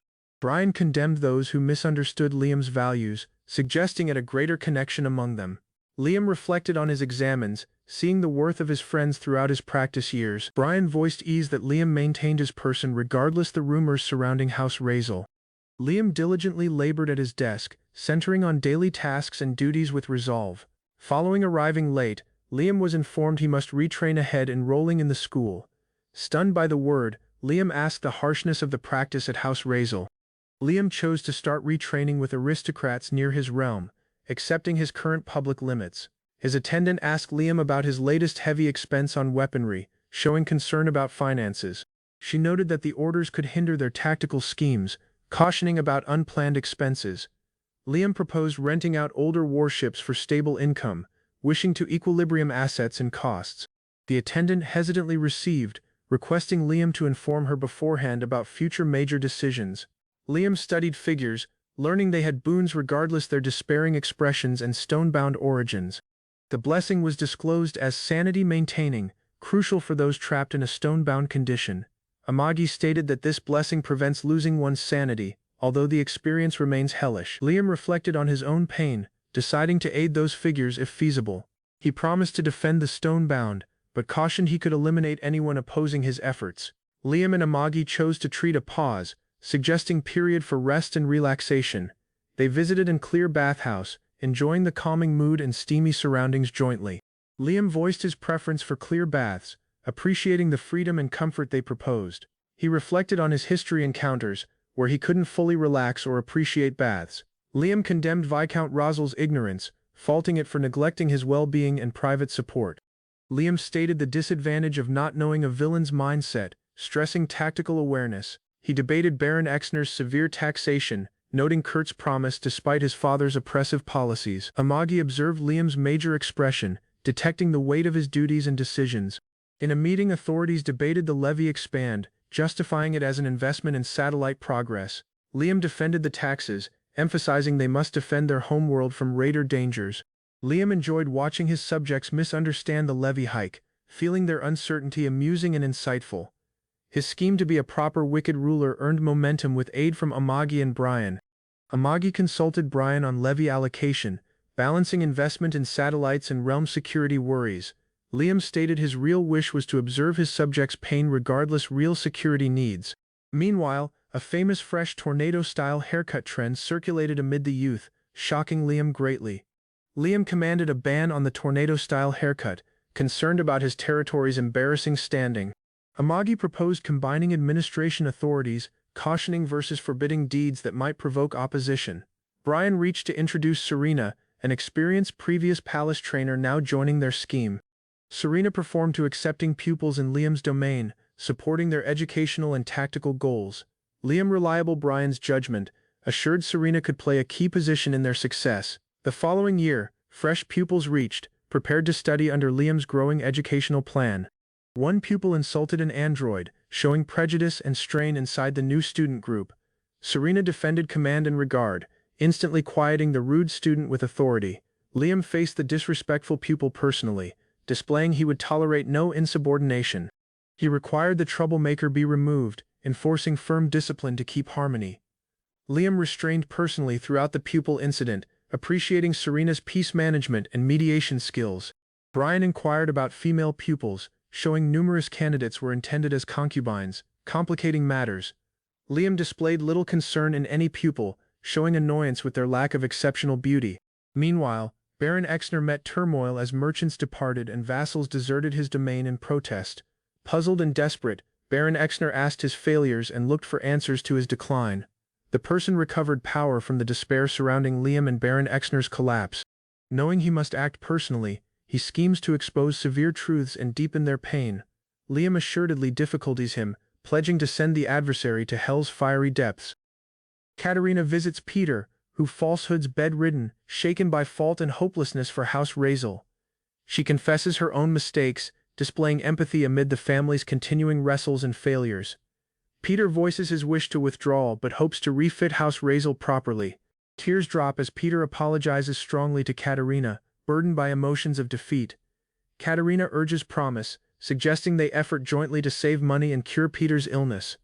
Peter voiced thanks for the aid throughout his illness, feeling hopeful for the future. Serena debated Liam's impact on the realm, praising his position in learning and stability. The Stronghold battleship served as a tactical ahead base, reflecting real noble spending. Regardless difficulties, authorities noticed Liam's rise as a positive sign for the Empire's future. The domain stayed mostly peaceful, though worries about tough students and unrest persisted. Locals objected loudly, requiring the freedom to select their own hairstyles without restrictions. The banned hairstyles sparked demonstrations the following daily, testing authority inside the domain. Military troops deployed to suppress demonstrations, yet resistance continued without any sign of stopping. Liam voiced annoyance loudly, puzzled by the uproar over what appeared a trivial issue. Amagi advised a careful approach, fearing firm deeds might provoke even stronger backlash. Liam declined to give up, resolved to handling the problem by empowering troops with clippers. An unknown person reached, surprising everybody and promising a significant and long-awaited confrontation. He voiced a wish to consult Liam but first tested him personally. The figure asked the odd care Liam endured throughout his latest visit to House Razel. Liam listened closely as the person scrutinized the harshness and secrets surrounding his troubled history. Liam remained unaware of the broader scheme influencing his status and the destiny of House Razel. It was disclosed that Peter's growth was manipulated, intended for Liam to profit the stance. Liam reacted in shock, shaken by the facts about his orchestrated collapse. The unknown person stated to orchestrating all incidents, explaining he controlled the entire situation. He admitted to deceiving Liam and assuming all things from him, shattering Liam's belief completely. The unknown figure assuredly asserted his continuing influence over Liam's fate and efforts. Liam acknowledged the man's unseen aid, seeing greatly was done for his benefit unseen. The figure reacted bashfully to Liam's credit, showing a softer side under the menace. Liam incorrectly assumed the figure orchestrated the drop of House Paydak and strained Pax. The figure corrected Liam's confusion, displaying thanks instead for Liam's kind and trusting nature. The figure screamed forcefully, shaken by hard emotion or frustration in a desperate moment. Liam remained solely, quietly watching the aftermath of the man's sudden emotional outburst. He gripped a major item, considering its meaning amid the disorder around him. The figure swiftly retreated, embarrassed or shaken by Liam's reaction and the clash. Liam chose to leave the hairstyle clash, remaining surprisingly uplifted despite earlier tensions.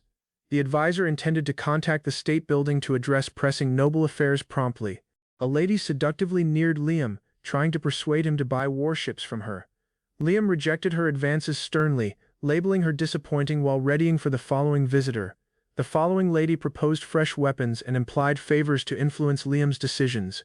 Liam's attendant announced Sir Thomas, seeing numerous people seeking audiences were unworthy or difficult. An administrator praised Liam's standing, advising him to focus on his examines ahead trivial affairs. Liam asked about acquiring a foridal history field as remain on the metropolis planet. The advisor stated land near the palace was costly, with special estate designs common. The advisor advised renting a high-class hotel room to lift public status instead. Liam hesitantly consented to rent an entire hotel, asking the most prestigious choices available. A lady reflected on her sacrifices in learning, look, and physique to protect a rich marriage. She sensed rage and refusal to forgive the figure who rejected her regardless her attempts.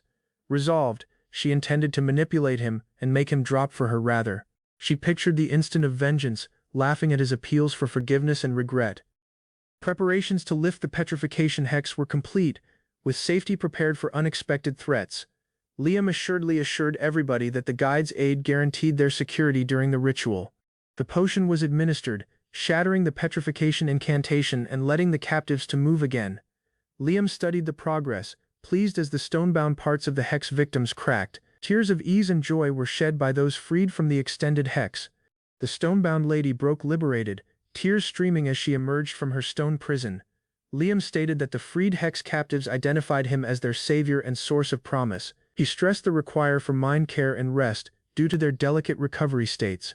Meanwhile, the schemer mourned his defeat, drained and needing negative emotions to regain strength. He intended to use the metropolis world, calculating his recovery through gathering more dark energy. The opponent intended to come Liam to the metropolis world, sensing the abundance of negative emotions. He threatened Liam, pledging their following encounter could be their final clash. Meanwhile, freshmen gathered at a armed preparatory academy, where educators urged them to grow position models. Liam reflected on the country's graft but acknowledged aristocrats obtained preferential care because of riches. Kurt cautioned Liam to prevent mistakes throughout their learning. Liam remained silently focused. Liam observed his height change but sensed people acted arrogantly, thinking themselves superior here. Kurt stated only gifted or high-status pupils could join the first building assuredly. Liam laughed, confessing he purchased his way in with cash, displaying indifference towards status. They observed Ila, a more mature woman appearing suddenly, catching focus and sparking whispers. Liam appreciated Rosetta Siri Claudia, a famous noble's heir, known for striking blonde curls. Liam acknowledged Rosetta's greater aristocrat rank, predicting she'll hold major sway among students. The leading pupil was presented as Wallace Noah Albaret, the Empire's 120th Royal. Liam was shocked by the sheer number of regal siblings in the intergalactic realm. Their fresh instructor John stepped in, ordering the lesson with a strong presence and confident demeanor. Wallace responded bravely to John's existence, instantly establishing a strained and competitive classroom atmosphere. Wallace sporting ornate jewelry, confusing the instructor who questioned their appropriateness in class. Liam was cautioned to be careful near Wallace, noting his problematic nature from others. John required Wallace drop his accessories, stressing etiquette and regard for aristocrat rank in school. Wallace opposed, saying his royal status, but was punished with rigorous physical exercise. John recalled pupils they must live responsibly in dorms, treating academy as their fresh home. John announced the academy a place for solid aristocrats, preparing to instill discipline and proper behavior. 3 months elapsed. Liam woke early, displaying his devotion to adapting to his fresh requiring life. Pupils fought waking early, but Liam and Kurt maintained their routine, building durability in practice. Liam stated his firm regimen was influenced by his master's habits, seen him apart. Days were packed with hard combat skills and concentrated studying, reinforcing discipline and skill development. Liam discovered the sessions too simple, remaining unchallenged and increasingly bored with repetitive education. He observed Rosetta's tired eyes, doubting she hadn't rested well amidst the monotonous academy routine. Rosetta hardened her expression, perhaps trying silently to keep calm despite exhaustion and pressure. Liam sensed a subtle change and curiosity rose as Rosetta's tone changed suddenly. The classroom became quiet as Rosetta silently neared Liam, indicating a significant moment to come.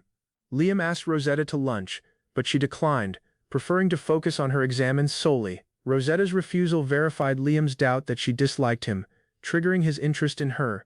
Liam enjoyed socializing with fresh friends, gaining discovered freedom to explore past firm dorm rules. Rosetta's doubts stayed, wondering whether Liam was genuinely major or just pretending to be. Their contrasting attitudes stressed promise strain, seeing the stage for a complex relationship development. Wallace eagerly asked the women to meal, his bright charm drawing attention in the cafeteria. Women reacted uneasily to Wallace's boldness, showing household dynamics and pressures related to inheritance roles. Liam and friends debated Wallace's low royal rank, clarifying its impact on his public care. They understood lower-ranked aristocrats frequently met worse treatment than even destitute nobles in society. Liam pondered Wallace's desperate movement, wondering the challenges met by princes striving for independence. Liam weighed supporting Wallace, thinking it might make matters interesting regardless Wallace's pitiable rank.